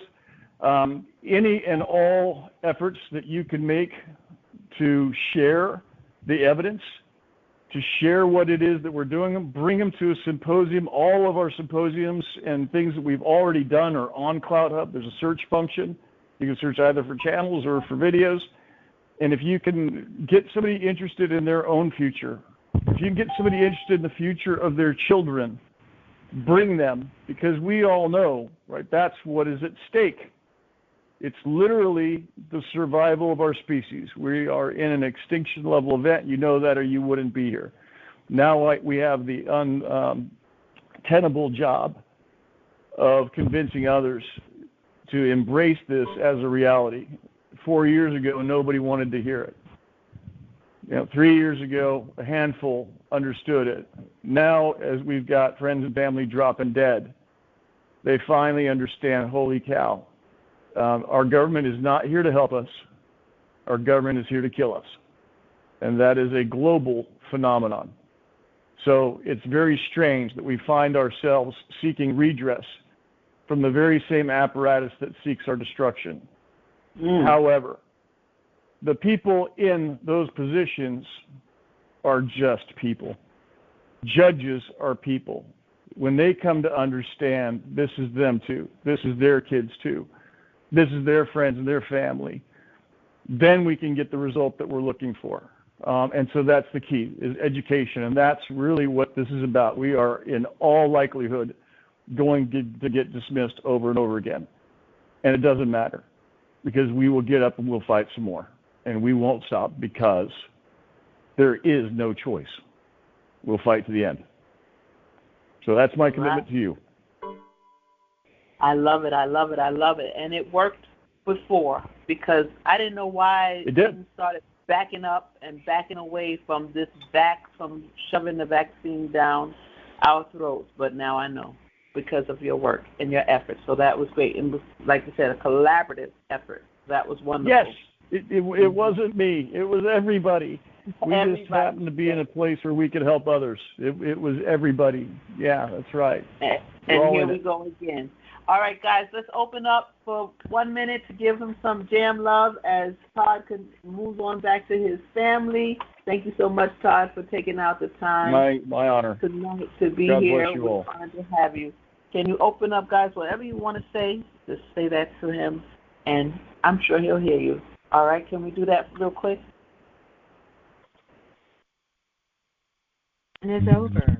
Thank you, Todd. Thank you. Yeah. Thank you. Appreciate it, love. Let's go, love you. You have a big day. Thank you, Mr. Callender. We appreciate you. We appreciate you. I'll be contacting you. Thank you. Thank you. Strong flavor for us. See Australia. God bless you. Thank you, Todd, from Australia. God bless you. God bless you. Thank you. Thank you, Todd. Keep fighting the good fight. Love from Arkansas. Love from Arkansas. Love from Topeka, Kansas. Pray for protection, guys, over him and everywhere. We need him, and we need to work together. All right. Thank you, guys. Thank you. We're going to close back up. Thank you. Going back in the queue. All right. Thank you so much, Todd. Thank you for being here, and good night to you. It's my honor. It really, truly is. God bless you all. Look forward to seeing you on the battlefield. All right now. Thank you. Okay, everybody. All right. So thank you for that. Thank you for being here and for what we were able to do. So we're going to try to breeze through the program, what we have planned for you, and I would like to take your questions. I'm just watching the clock, so it's getting late, and so we want to keep our eyes on the clock. So let's do this as fast as possible. I do not have a lot of articles, which is really good. So let's see where we're starting now. Yes. Okay.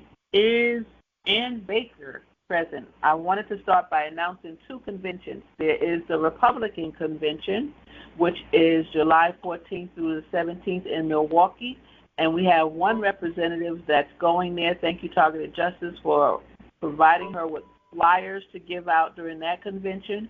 And the Democratic Convention is in August in Chicago, and Ann Baker is there and inviting others to go with her. Is Ann on the line? If so, Ann, it's your moment.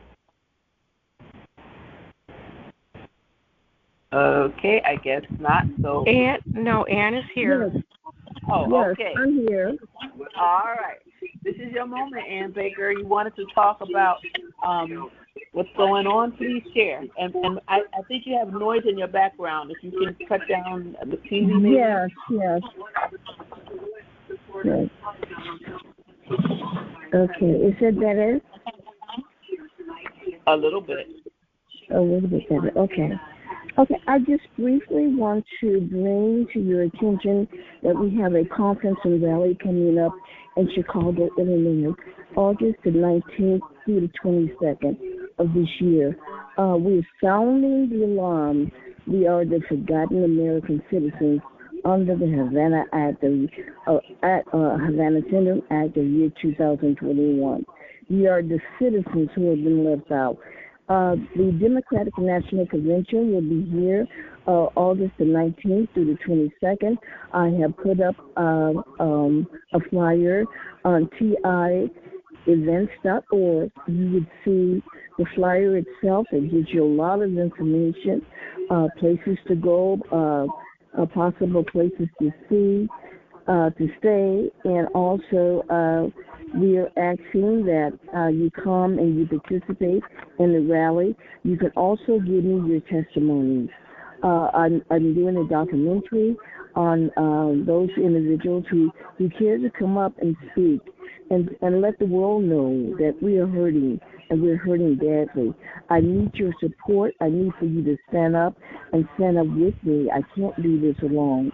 And I'm asking you to stand up with me and be supportive so that we can push ahead. There's more than one way to solve this situation. We're gnawing away at a huge mountain. And so we will keep on doing that until the administration hears us and cares to do something about it. We're sick and tired of the letters and being pushed under the rug and ignored when we know that they know about it. And under the Havana Act of year 2021, it allows certain individuals from the intelligence community to participate in that particular legislation where they get compensation as well as medical care. And I'm fighting for all of us to get medical care as well as compensation. We're suffering and pain. We're hurting so badly. So I'm asking you to come out. Take a look at tievents.org and go down where it says Havana Act of year 2021 Rally and Conference. You have a whole web page there that tells you about the event and what's going on. Now, I would like to come back eventually and give you an update as to where we are with this. And if you have any questions, please do ask your questions now, or you can ask your questions later. There's some contact information there at tievents.org on the Havana Act of year 2021 Rally and Conference.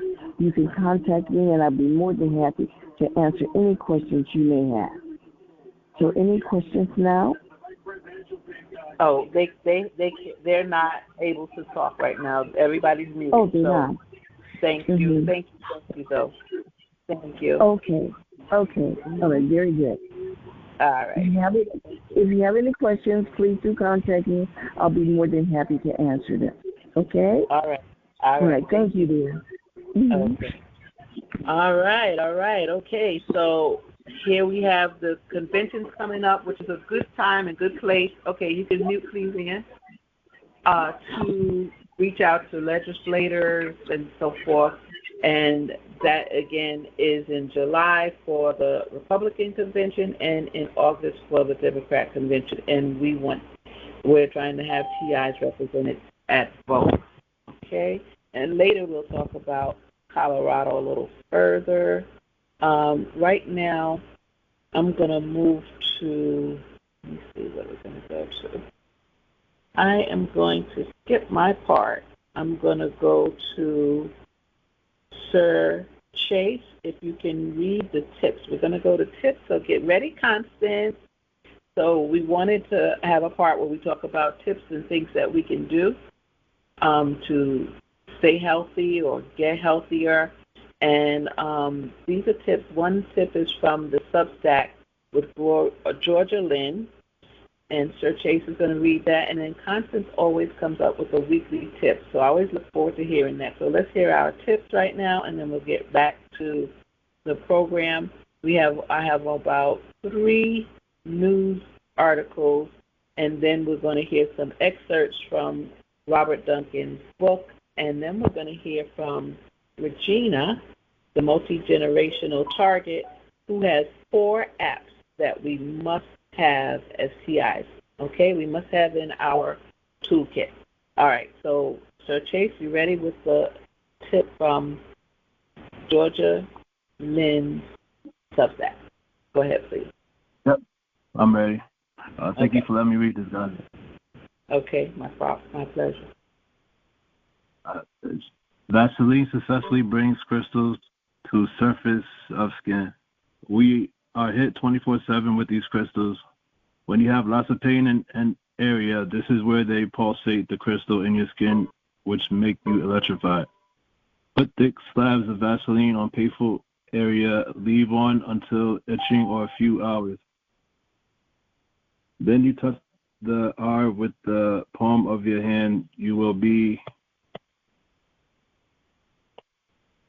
horrified of the thousands of crystals coming out. Keep doing it until there are no more in that area. This is something that keeps us from living in pain. Get the crap out.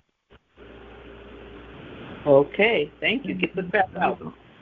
Who would think that just wads of Vaseline would be helpful? So where there's pain, slap that Vaseline on, follow the instructions from the Substack. Thank you so much, Sir Chase. All right. And Constance, are you ready with your tip for this week? Constance, are you there? God, you give me 1 second. I've got to find her. I'm sorry. Okay. No problem.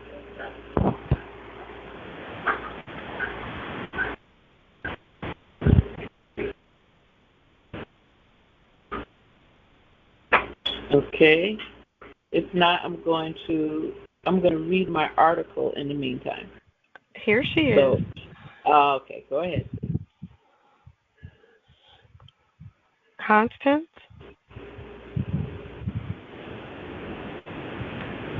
Constance, you have to unmute yourself. I'm here. Okay. Thank you, Gaji.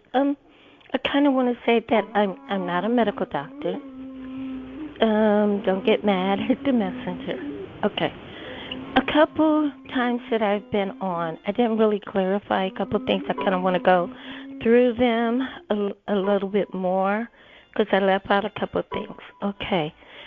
As far as the stuff for our hair, we're dealing with parasites, and it's a multiple amount in different kinds, and that can get in our hair and damage our roots to our hair that causes our hair to have more like a fungus instead of a hair particle. Sounds crazy, but it's true. So I used cayenne pepper and white vinegar. I like the small jars, so I kind of wanted to go back through that a little bit better. I like the small jars, like a small, always glass, never plastic. The small jars, like a small jar that sweet relish comes in. I like to fill that up and then you can buy cayenne pepper in the little plastics. I like that because it has the perfect amount. And so you dump that into the white vinegar, and you fill the white vinegar almost to the top. It's perfect for measuring the small jars that the sweet relish come in. And then you shake it up, and you put it in the back of your sink. It's got to be in a dark place. So anywhere that you want to do this dark, okay? You pour that after 7 days. I like to do it after 7 days. I have one in there now. You put it on your hair. Make sure you hold your head back. And that kind of kills all of the stuff that they hate cayenne pepper. You can use cayenne pepper for so many, many things. And I'm going to come on and do some other stuff that cayenne pepper is really good for. And then you shampoo, rinse, let it stay in for like two minutes. That's good. Shampoo it out, then condition it, and shampoo it again a couple times to make sure that it's rinsed out, okay? I like the towel after that, but dry your hair first. I like the towels because it's not for like B2K or anything that's going on or directed energy weapons. What the towels do that you wrap your hair in is they collect what is falling into your hair. So when you take it off, shake it out, put it back on. But when you feel that the towel is getting moist on your head, then there's some other kind of chemicals. So then you change out. So make sure that you keep at least 3 towels in a plastic tied up bag, because we don't want the towels contaminated. And they're really good at that. Okay, one more thing is the lye soap. I'm going to go through this because there was something that I left out last time. So you get your olive oil. This is the way I do it. The towel and the other stuff I just told you for the hair works for me. It may work for you. It may not work for you. But nothing beats a try but a failure. Okay, so the next thing I did, I get the olive oil. I like a metal pot because, see, it collects better in that. You put your olive oil in the pot. You put your fire on maybe a medium high. You get the olive oil hot. I kind of like 1 to 2 cups. It all depends on how many bars of soap you want to make. And you put the olive oil in, 2 cups. Then you put the coconut oil in, 2 more cups. And then you put in your lye. I kind of like putting a couple tablespoons in. Then you kind of stir it up.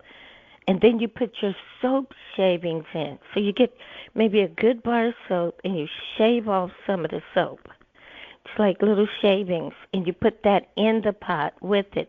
Now, all of this is boiling, okay? Then you let it stop. You cool it off. I like to stick the pot in the freezer for like maybe 20 minutes.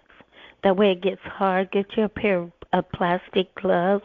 You can take it out with a spoon. Always keep the spoon in the pot, only for when you're making lye soap, okay? And you dip it out like that. You roll it into bars, little balls, and then you can wash your skin with it. It helps a lot. I want to throw in one more thing that happened this week and a couple of weeks ago. It's called a rash. I don't know if any of you guys had it. I didn't know exactly what to do. So what I did, and this is what I like, those little teeny limes, or you can get the big limes and cut them into 4. I took that, I rubbed it on the rash. So what it is the bugs have gone in, they have laid eggs and larvae inside of our skin. Sounds disgusting, but it's reality. And the lime cleared up my rash in 24 hours. So that's something else to try. Okay. Thank you, Gachi. Thank you. Always a pleasure, Constance. Thank you so much. All right, everybody. So I wanted to thank you for the tips. This is what you wanted, so we can have something practical to do, TIs. And now I'm going to turn my attention, or our attention, to the Chevron deference. We read before Anna Toledo's Substack, and I wanted to read Dr. Baer's comments on it. Because remember, the Chevron deference, this new ruling that eliminates it, is very important for TIs and very important for a lot of the legal processes that are to come. All right, so this is from Dr. Baer. He says, this is important. He wrote, SCOTUS overturned Chevron. I start by inviting you to read a SCOTUSblog.org article written by Amy Howe, so you can get a general idea of what this is about. A quick quote from Justice Roberts, I think, gets to the heart of the issue. Chevron doctrine allows agencies to change course even when Congress has given them no power to do so. Okay, so they don't have the power to do so, but the Chevron ruling did. Okay, I guarantee that as I am typing this sentence, numerous constitutional lawyers and scholars are writing papers about this historic SCOTUS decision. SCOTUS speaking from the Supreme Court, and it is a historic moment. The purpose of my blog is to highlight potential consequences of the Chevron ruling on the legal plight of targeted individuals. Please remember, I am not an attorney, says Lindbergh, so my opinion might not pass the legal muster. But here are my thoughts. First of all, I think it's great news for targeted individuals. Ever since the TSDB was created by a presidential directive in 2003, which, by the way, is still being challenged by Kovac versus Ray. That's Scotty's input. FBI played a central role in managing this database. The presidential directive enabled creation of this database with 2 categories, known and suspected terrorists. But the FBI took the initiative of creating at least 2 additional categories. These categories, where the targeted individual lies, are also called handling codes 3 and 4, contain so-called non-investigative subjects who do not represent threat to national security and nominated to be in the TSDB using secret special criteria, and this is FBI language. Everything points out to that this is us, targeted individuals. Creation of non-terrorist categories in the TSDB represent a huge overreach and deviation by the FBI from the executive order. There is also no congressional authorization to create these 2 additional categories that now comprise 97%, of the TSDB. As we are saying goodbye to the Chevron doctrine that allowed the FBI to interpret the law as they wish, it is now the task of the judicial branch to interpret the law and stop this blatant illegality. This is only one aspect of the SCOTUS decision applicable to targeted individuals. There are many others. For example, the FBI not complying with the due process is outlined in the presidential directive. You want to do somebody, can you mute yourself? But for now, let's highlight and celebrate this SCOTUS decision that is sure to change the fate of targeted individuals. So until next time, and that is from Dr. Bear.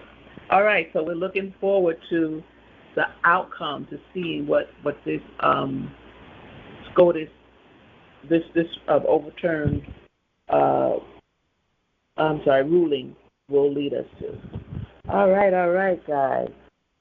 All right, let's take a commercial break. Let's hear our first commercial break, and then we'll continue.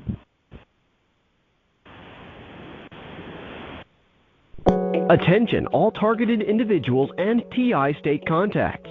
Are you ready to build the supportive community you deserve? Presenting the must-have resource, TI Meetup Mastery, a complete guide by Tranquility, founder of TIEvents.org. This step-by-step book shows you how to plan and host empowering TI meetups from the ground up. You'll get proven checklists, templates, and a resource directory to make organizing a breeze, plus expert advice on navigating legal and safety issues.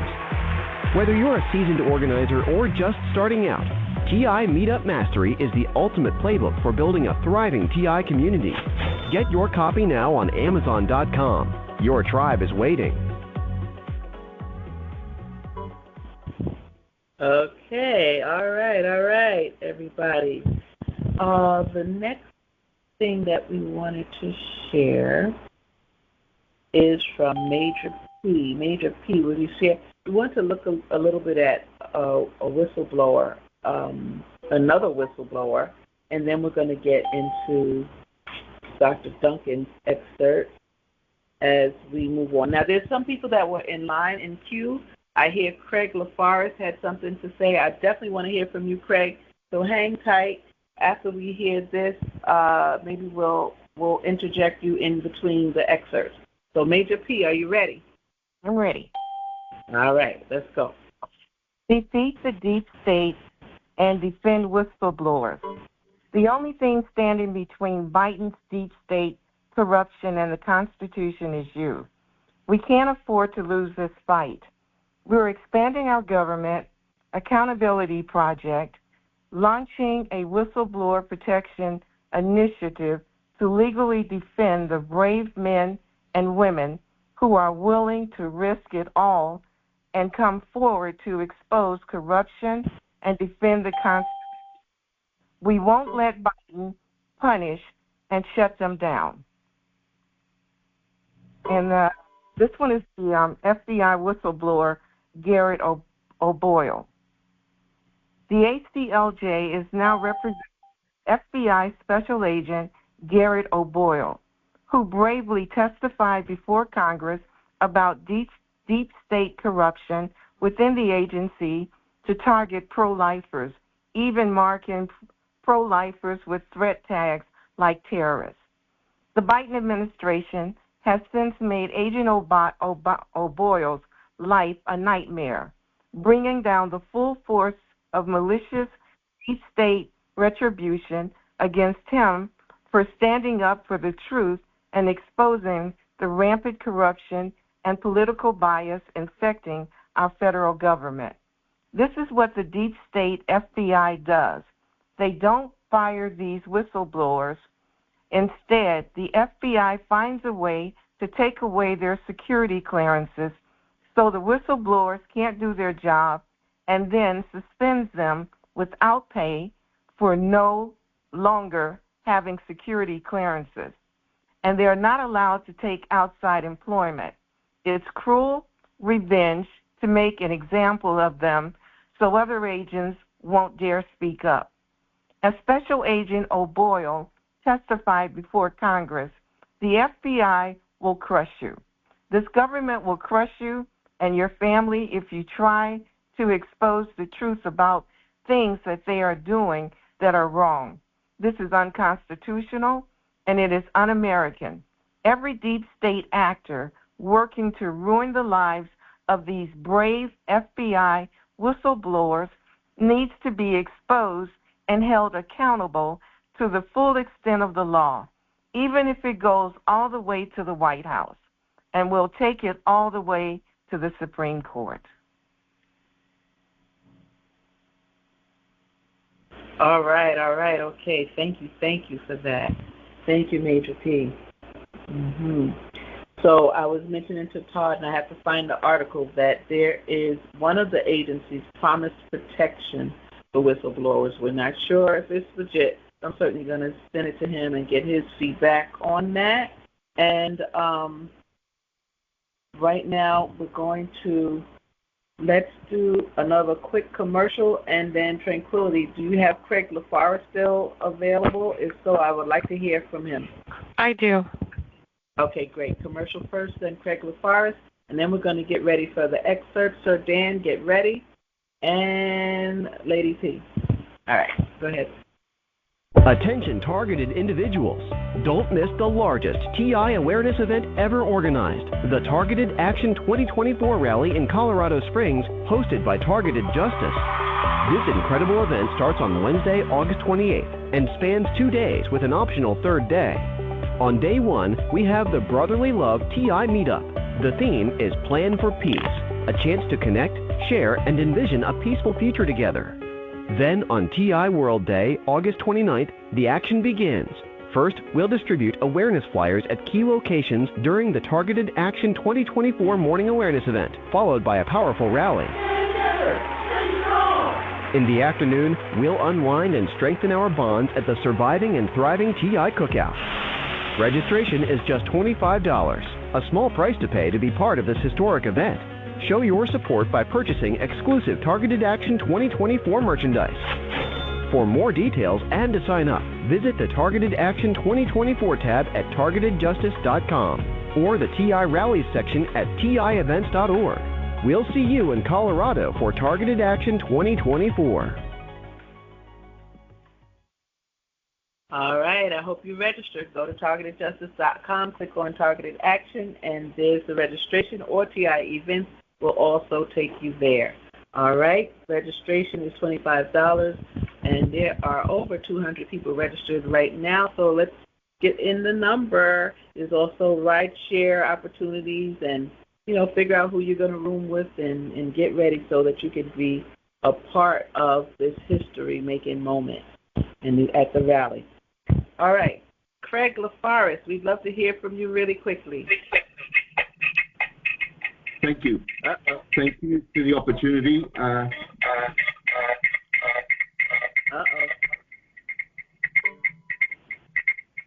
Can you do something about your audio, Craig? I don't think it's my audio.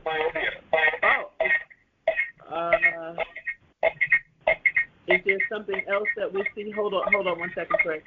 Is there somebody else's audio that's interfering? The only lines I have open are you and Craig. Craig, it must be your audio. Can you go out and come back in?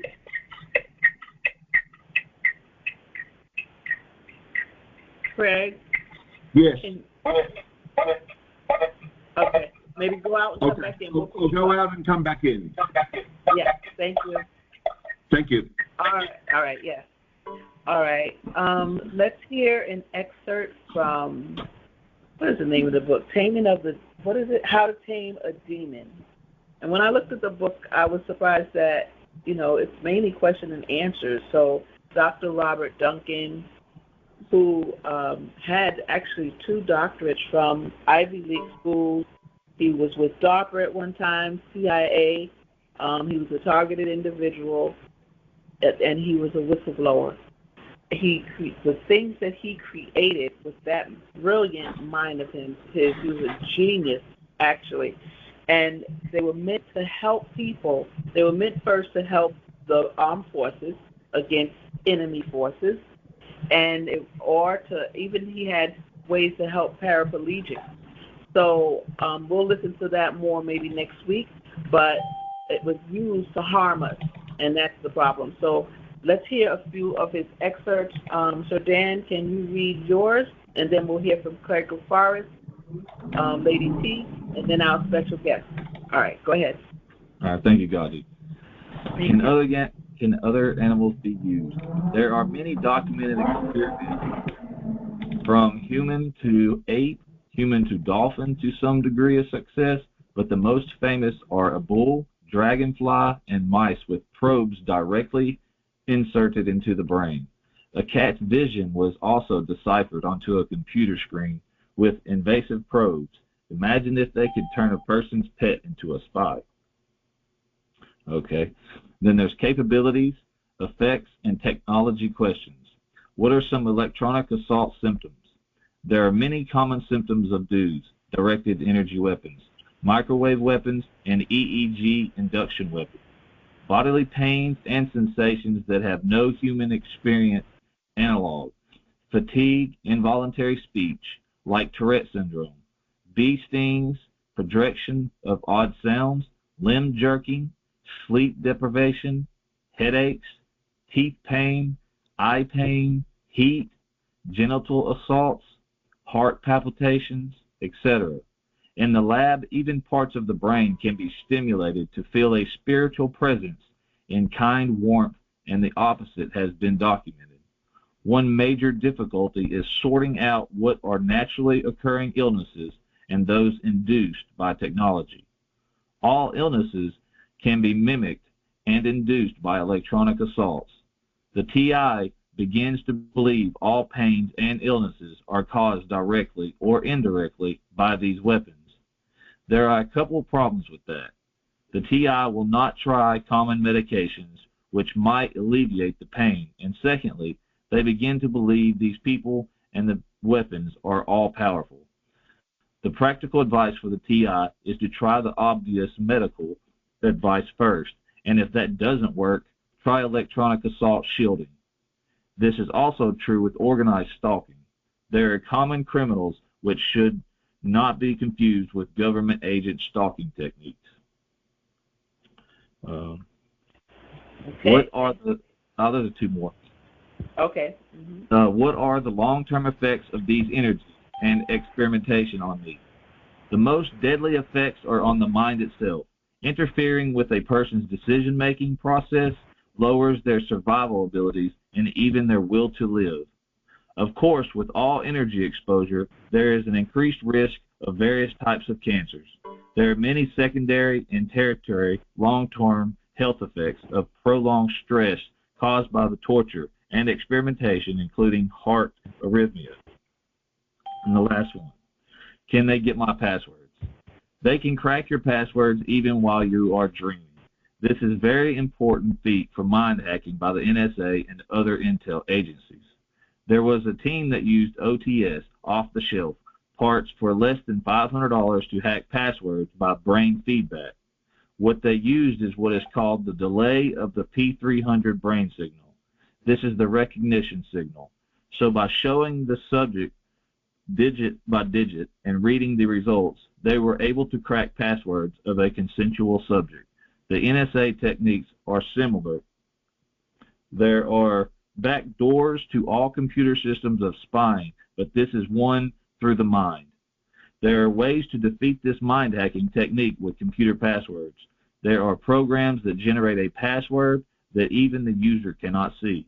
The passwords are cut and paste only, but blocked out.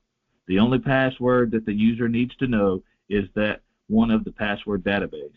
A hacker would have to have physical access to the computer or a keystroke logger and go to great lengths to get the others.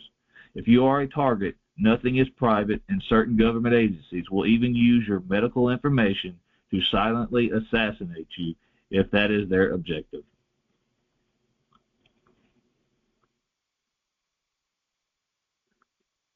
Okay. Thank you for those, Daniel. Very interesting. The animals, they said they could use the cat's eye. Imagine if they can use an animal, your own pet, to spy on you. So they can use animals. You talked about the long-term effects of targeting, the symptoms, and that they could get a password. So I like the strategy that he said, Dr. Duncan, is that you can get random passwords so that you don't even know what your password is, and then therefore they can never get them. That's something that we could strive for. I would love to explore that a little bit more. All right. Thank you, Daniel. Sir Dan. Okay.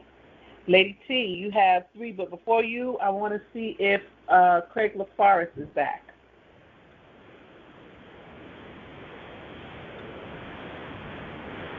If not, all right, Lady T, yours, and then we're going to move on to the 4 apps that all TIs should have. All right. Ready? Okay, I'm. Oh. Should I believe what the voices tell me? Almost never. The devil always lies is a good motto. These are part of the mind control experiment. Make the target believe almost anything is the goal. Unless you have been subjected to these brainwashing and programming technologies, it is difficult to understand how powerful they are. In 60-plus years, the development, the technologies and techniques have nearly been perfected. But you won't hear about it in the mass media.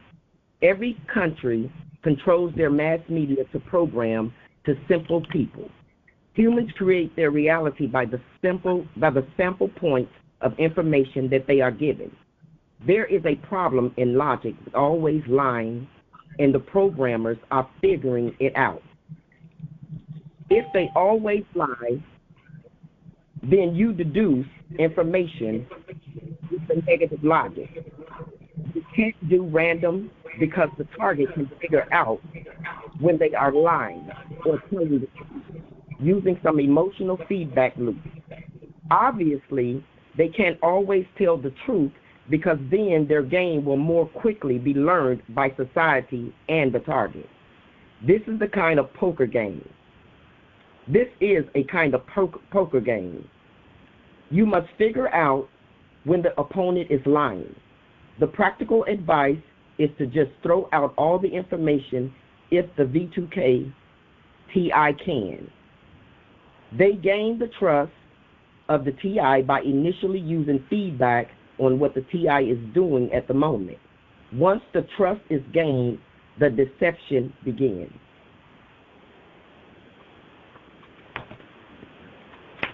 Wow. So once the voices gain your trust, this is the relationship that the V2K begins with the TI.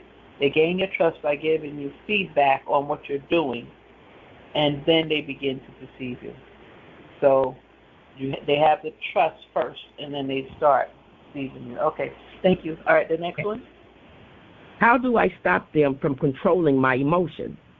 Unfortunately, this is a major goal of the programming method, inducing everything from extreme anger to fear. Only some drugs can reduce the emotional effects but medication and relaxation methods work too. The handler's goal is to induce an artificial bipolarism. Wow. Okay, go ahead. Next question. Are the voices human or an artificial intelligence program? They are both. Using real humans at the beginning of the program, but later on they're using AI programs to do most of the work and scale the weapon systems with fewer personnel. An astute target can usually differentiate between the two mods or mixed mods by observing that the artificial natural language program is more repetitive and doesn't remember well. Wow. Okay. So first they start using mostly human, then they switch to AI, and you have to be very astute to figure out which is which.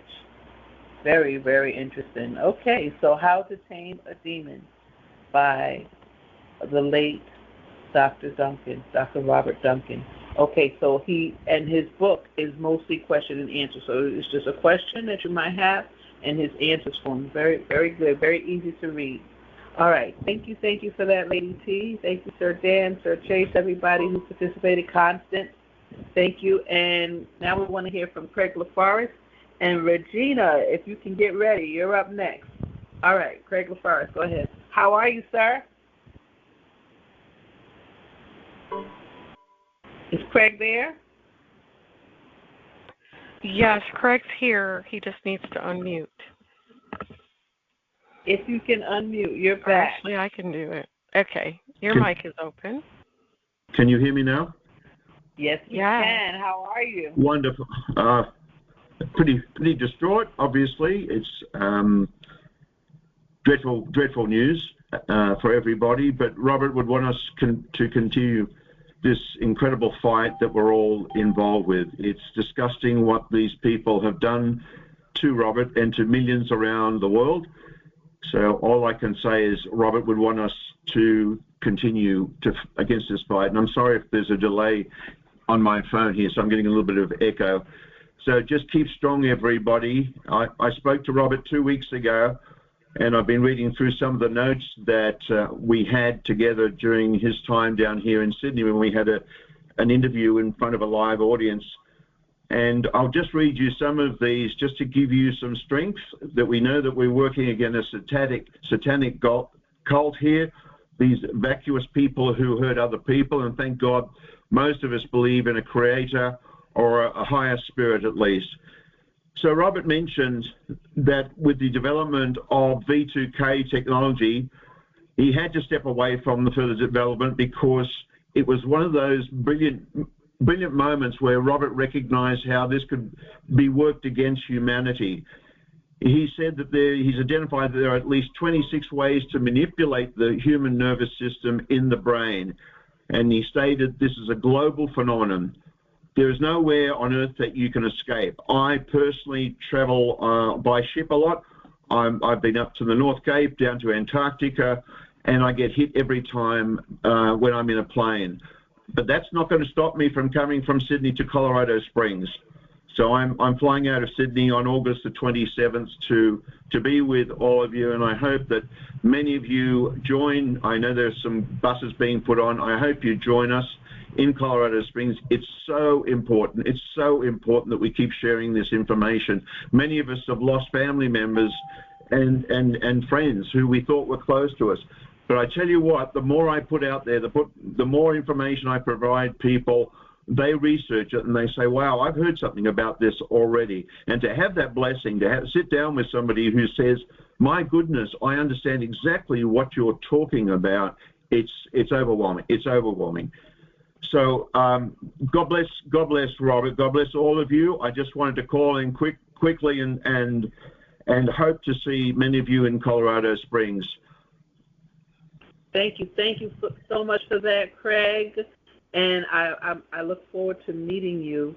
And yes, be encouraged. I know that he was a dear friend and colleague of yours, And we're certainly going to continue to read excerpts from his book and some of the things that he did, and we just honor him in his passing. And you're right, it is sad what has happened, and we have to keep the faith and keep moving and be courageous and keep going.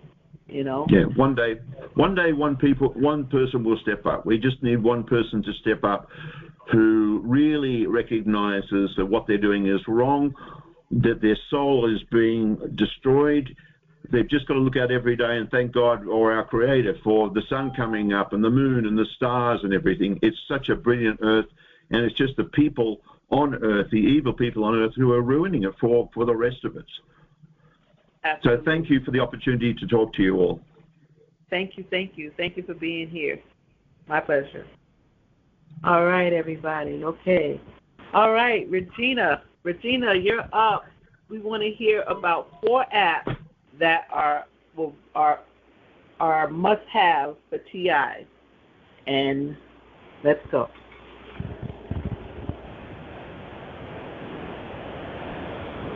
Regina, maybe you have to unmute, but we have you as a panelist, so you should be able to unmute and talk. Thank you.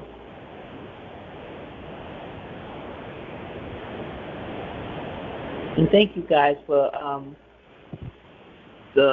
being flexible tonight as we change the whole program up in order to accommodate Todd. All right. Regina, are you there? I know you're here.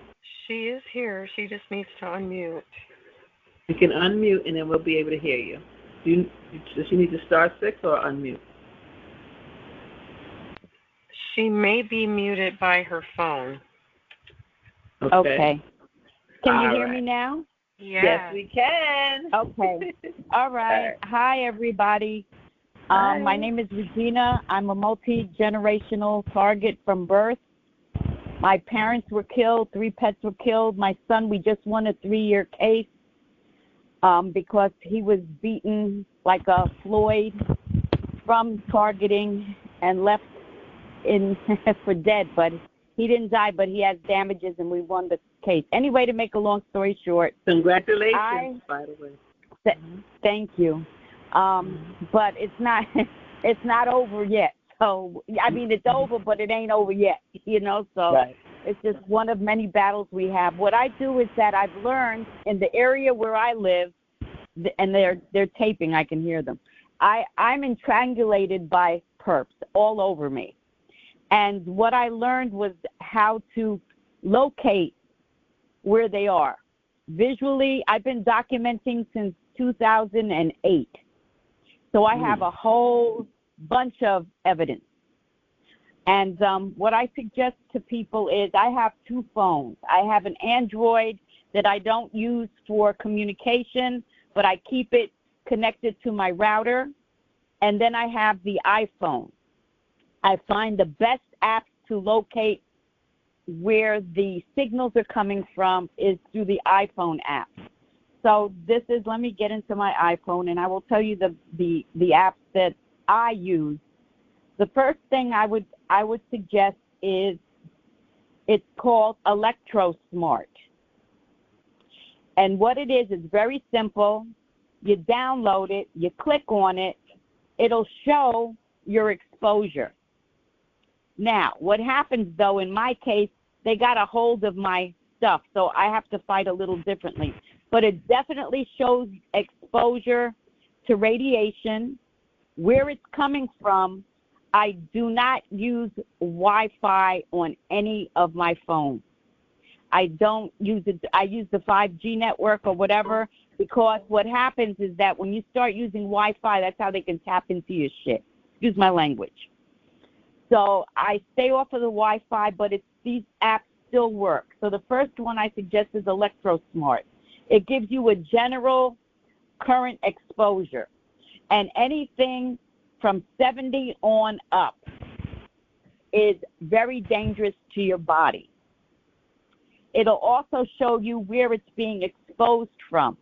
That usually is a red signal. Once things go red, you can tell from it may say 3 different locations in terms of telephone, Bluetooth, that is a signal that is hitting you. So that's one.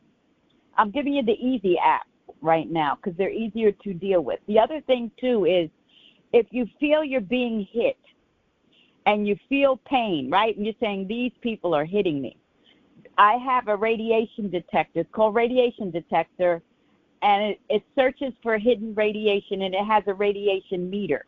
What I do is I click on the radiation meter, and it will go to, it'll tell you normal radiation, and it'll tell you high radiation. Now, I'm going to tell you a trick with this.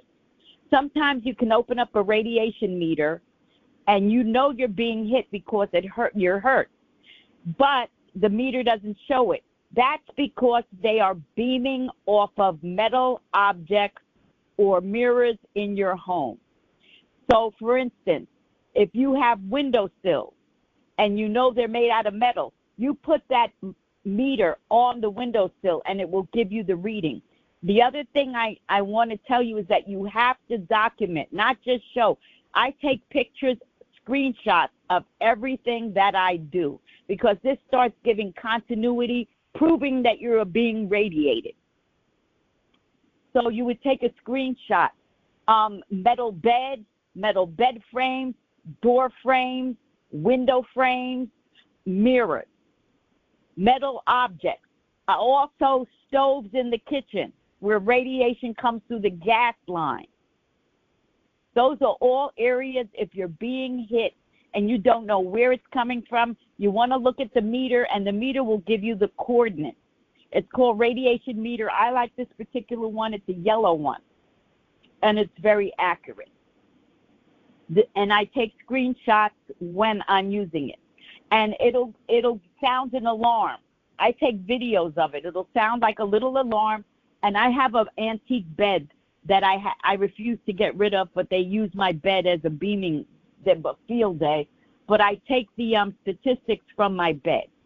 The next thing that I use is called Wiggle Wi-Fi. Wiggle Wi-Fi is excellent for various reasons. Once you download it, right, it'll show you if you go to the network list, right? I have it right here. I just did it as a sample. What it does is loads everything in your area. And what you do is you want to scroll down. Wherever you see red first, red is the highest radiation. You want to click on that. Once you click on that, it will give you a visual. It will show you. I'm looking right now. There's about 6 red things. And my building.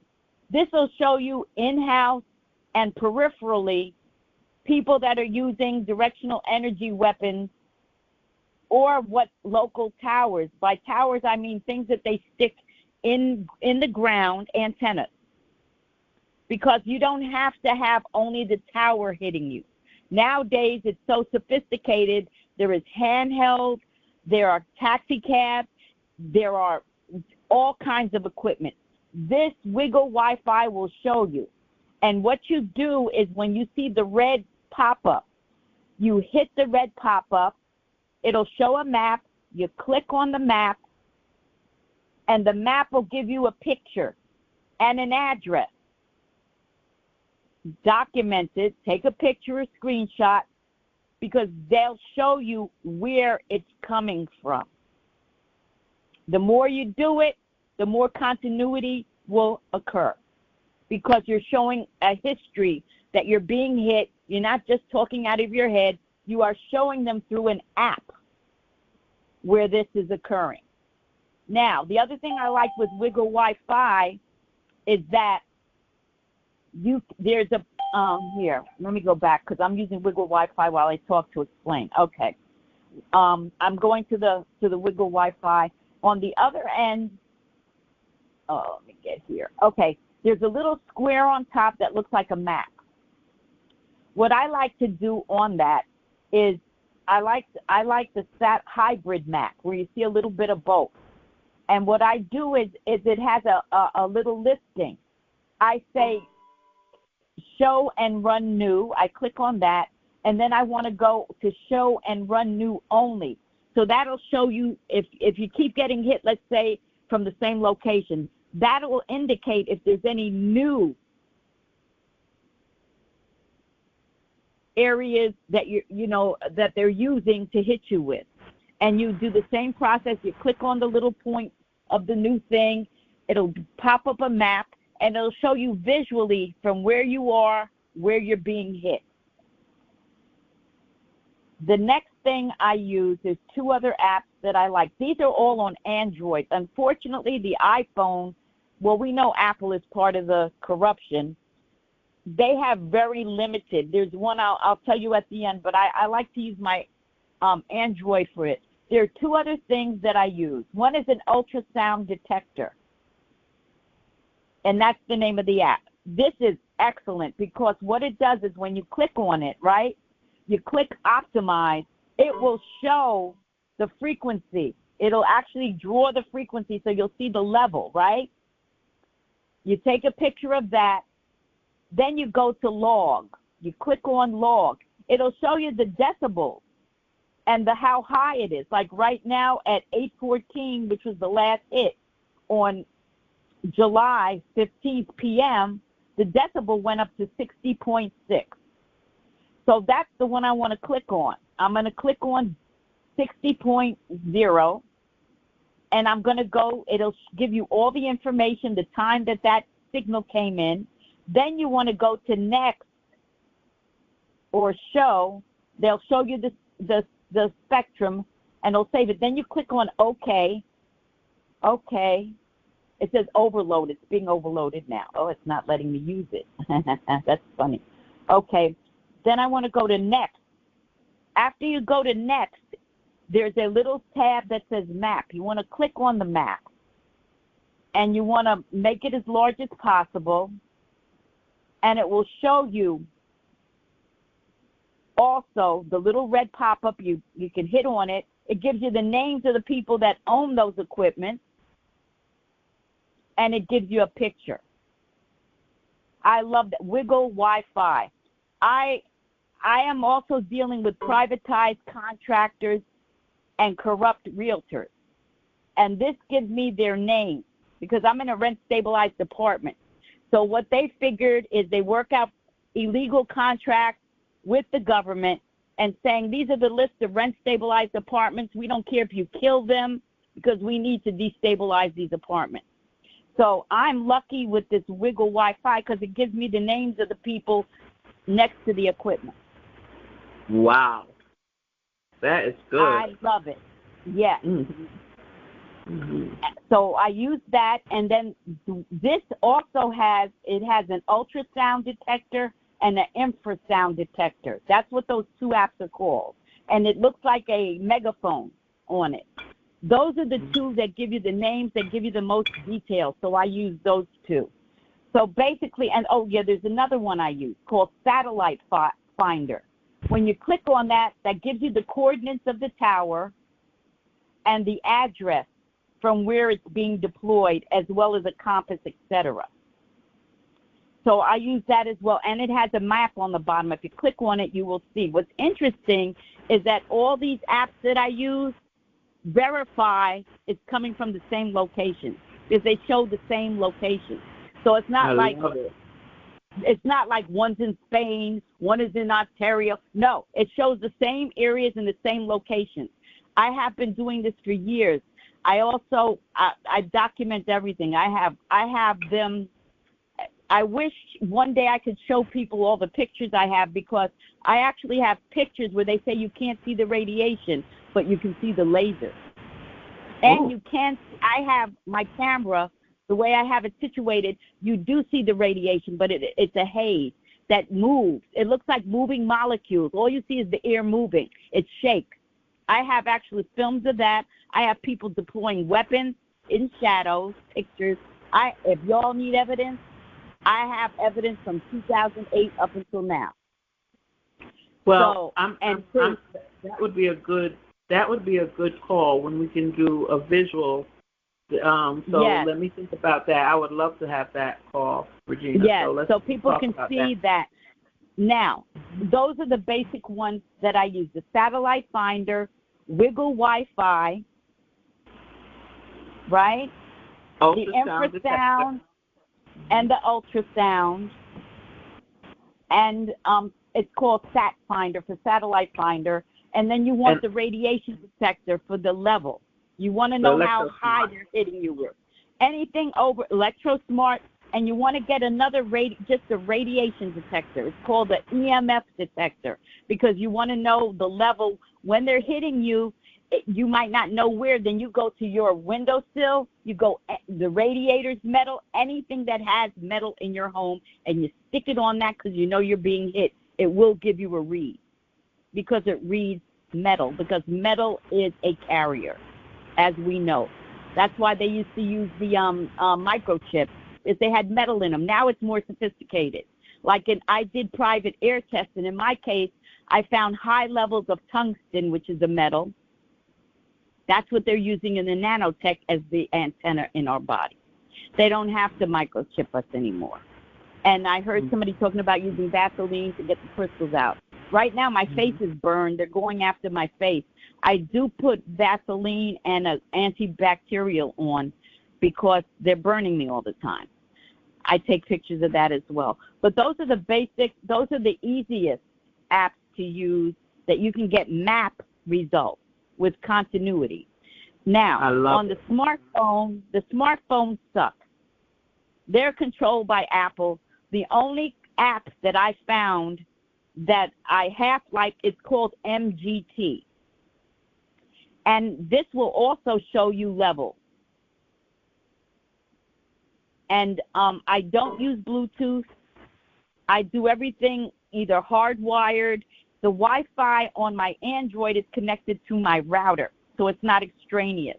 Like, for instance, right, I just opened up the MGT, right, and it says your smartphone detected values, statistics value including sources. It says I'm in serious mode because the level of my exposure index is on 61 in red. That's extremely high. They've been cooking me for now, day in and day out, since 2000, even before then, because that's how they murdered my parents. But me documenting it since 2008. I do all sorts of medicinal, holistic stuff, which is why I'm still standing. But basically, those are the apps that I use, and they are effective. Okay. Well, thank you. We will probably have to revisit it, and I would love to hear about some of your holistic things as well. So thank you for your patience tonight. I know we didn't expect it to go on this long and to have you up this late. So thank you. And we'll revisit some of these apps and also your holistic ideas. So I'm gonna reach out to you within a week. Okay. All right. Thanks, Regina. All right, and we're going to. I had promised that I was going to take those questions. So if you have questions, I know it's late. I'm not sure if everybody's still in queue, but you can email me at the Justice Action Meeting at proton.me, the Justice Action Meeting at proton.me, and Todd is expecting me to send him questions, and I will get the answers. If you have questions for Regina, hold them because she'll be back, and maybe as quickly as next week, depending on her schedule. So I'll have her come back, review the 4, and and also talk about some holistic things as Constance is doing as well, because we want to know how to preserve ourselves, which our saying right now is preserve and protect yourselves and pray for us all, because we want to make it to the end. Yeah, there's so many things coming up. There are lawsuits coming out.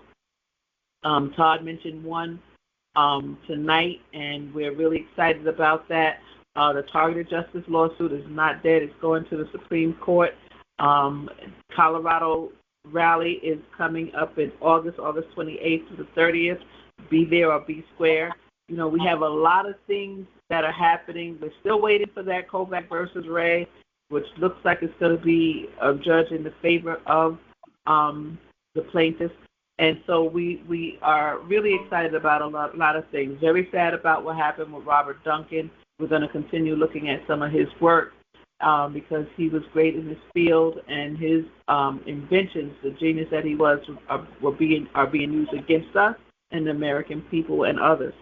So I think that's it. Did you have anybody in line? And if not, we're going to close out now because I want to make sure everybody is at work tomorrow with both eyes open. Actually, we do have a few questions. Will you be able to take a few questions? Okay, I'll take a few questions. Is it for, all right, we'll see if they're for Regina or for Todd. If it's for Todd, I'll write them down. Yes, ma'am. Okay. Let's take a few questions. All right. First question is Manny. Hi, GoGi. It's Manny from Los Angeles. Hi, Manny. Hi. Yes, I wanted to ask Todd, but he's not here anymore. This just happened yesterday. Since I started coming on the phone, my, these folks that just increased, stalking me and doing a lot of things to my properties, my cars. So I'll go to my landlord and tell them what's going on. They will tell me, oh, we're just here to provide you resident. We can't really do anything. But I was surprised yesterday that my lease expired last month, and I went in to tell her that my son's birthday is coming up and I want to throw a party in the community hall. But she just told me, hey, something happened over the weekend. Someone witnessed you talking to a lady, so we're not going to renew. We're going to hold on your lease. So I wanted to ask Todd if that is I never illegal. heard of that before. Yeah, I never heard of that before. You said I'm not sure if they have to renew your lease, so they might not have to renew it. I'm surprised you gave any explanation, especially that one. No, I didn't. They just framed me. I didn't talk to anybody. Right. I didn't interact with anybody. I didn't have any altercation with anybody. So I think they are tired of me. They're tired of me just ignoring them, because, I live in a high rise, and they have a lot of them coming through, but I just ignore them, because I have a little child, and I'm just trying to focus on what I'm doing. Are you rent stabilized? Are you rent stabilized? What does that mean? That means that there's 3 stages of rent stabilization. I'm in New York, and what happens is a person like myself, I'm in a rent stabilized apartment, means that they can't raise the rent on you more than a certain percentage, and they can't throw you out because you have a right to be there based on your economics. Yeah, they went up on me. Like, I live in a 2-bedroom. They start charging me almost $54. Everything went up over $5,000 since last month. So I don't know why they're doing it. Yeah, you have to find out. If you're in a rent-stabilized apartment, find out. I don't think so if it's that high unless they're really doing corruption. If you're in a rent-stabilized apartment, they cannot deny you of a lease. Technically, legally, that's illegal. So you find out if it's rent stabilized, they cannot do that. The other thing is that they have to have probable cause of disturbance or something in a police report to that, because they're not renewing the lease. You have the right to know why. Yes, because they said they're going to look at the camera. I don't know how they can see anything on camera. I didn't talk to the person. I didn't interact with anyone. But it's a frame. They're trying to frame me. But I asked her, how will you tell someone just come and make up a story? How can you just go after them? And she says she doesn't know if they live here, but it's already like 3 days. So why would you say you don't know if this person live here, but you want to hold on my lease that I live here? I'm the one that live here. I'm the guest. I'm the resident. And as long as you pay your rent on time and they collect it, they can technically, if you pay your rent and they accept it, then they cannot hold your lease like that. That's illegal. Yeah, they're supposed to offer me a new lease.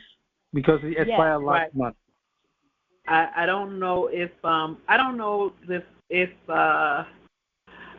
surprised the person offered you any explanation, because depending on the terms of the lease, they can just, when it's over, they have an option. I think sometimes they have to tell you 30 days ahead of time, actually.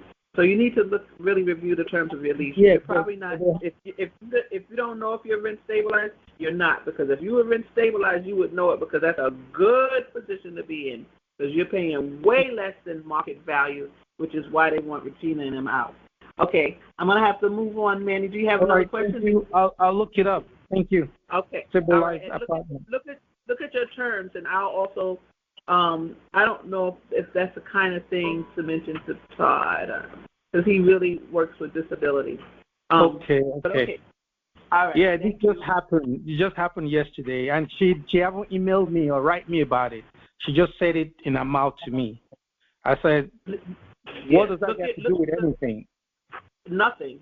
But look at the terms of your lease. They may not have to renew, but they may have to tell you 30 days in advance. Okay. All right. Next question. All right. Thank you. Thank you, Georgie. All right. Thank you. Okay. Bye-bye.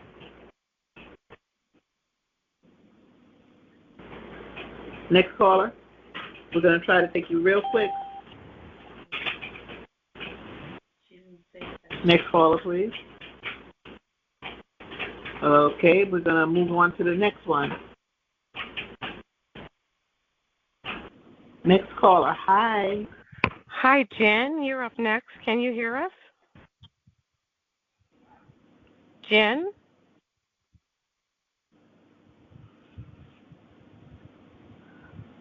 Shall I go to the next person, Gaji? She's not answering.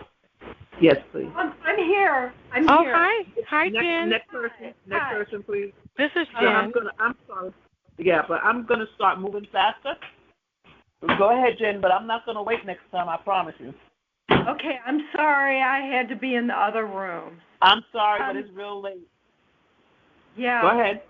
I'm very grievous about Dr. Duncan's death, and I'd like to know which book it is that he wrote that gives us, answers to many questions TIs have.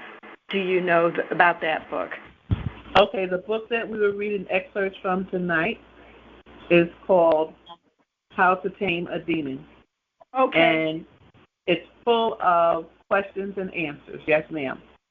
Okay, thank you. All right, my pleasure. All right, next caller, please.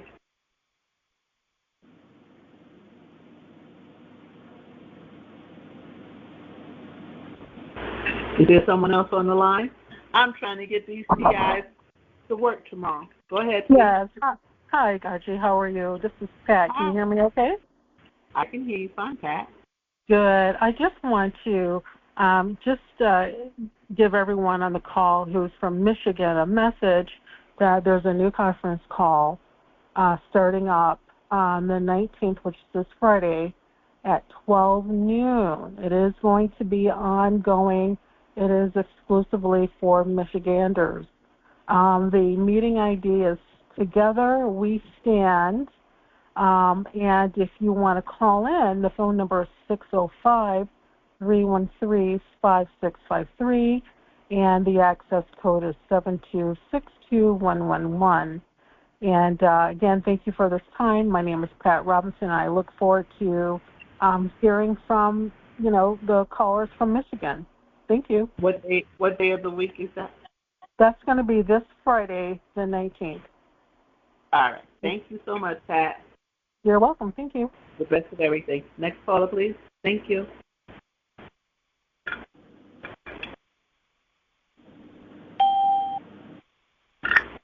Next caller.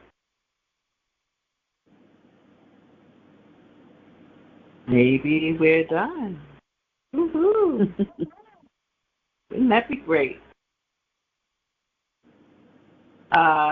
Next caller, or let's. Is there? Oh, love to hear that sound. We cleared the line, everybody. Thank you so much for your patience tonight. Hope you enjoyed the jam.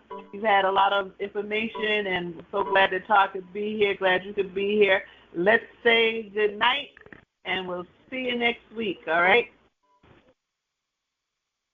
I'm going to pray for us all. Thank you, everybody. Good night. Good night, all. Good night. Good night. Love you. Good night. Thank you so much. Good night. Good night, all. Good night, everyone. Good night, everybody. Awesome call. Good night, boy. God bless I you. always say that, John boy. God bless you all. Thank you all so much. Stay positive. Yes. Yes. Keep your heads up. Good night. I heard you. Good night. Good night, everybody. Good night. Be tight, everybody. Stay safe.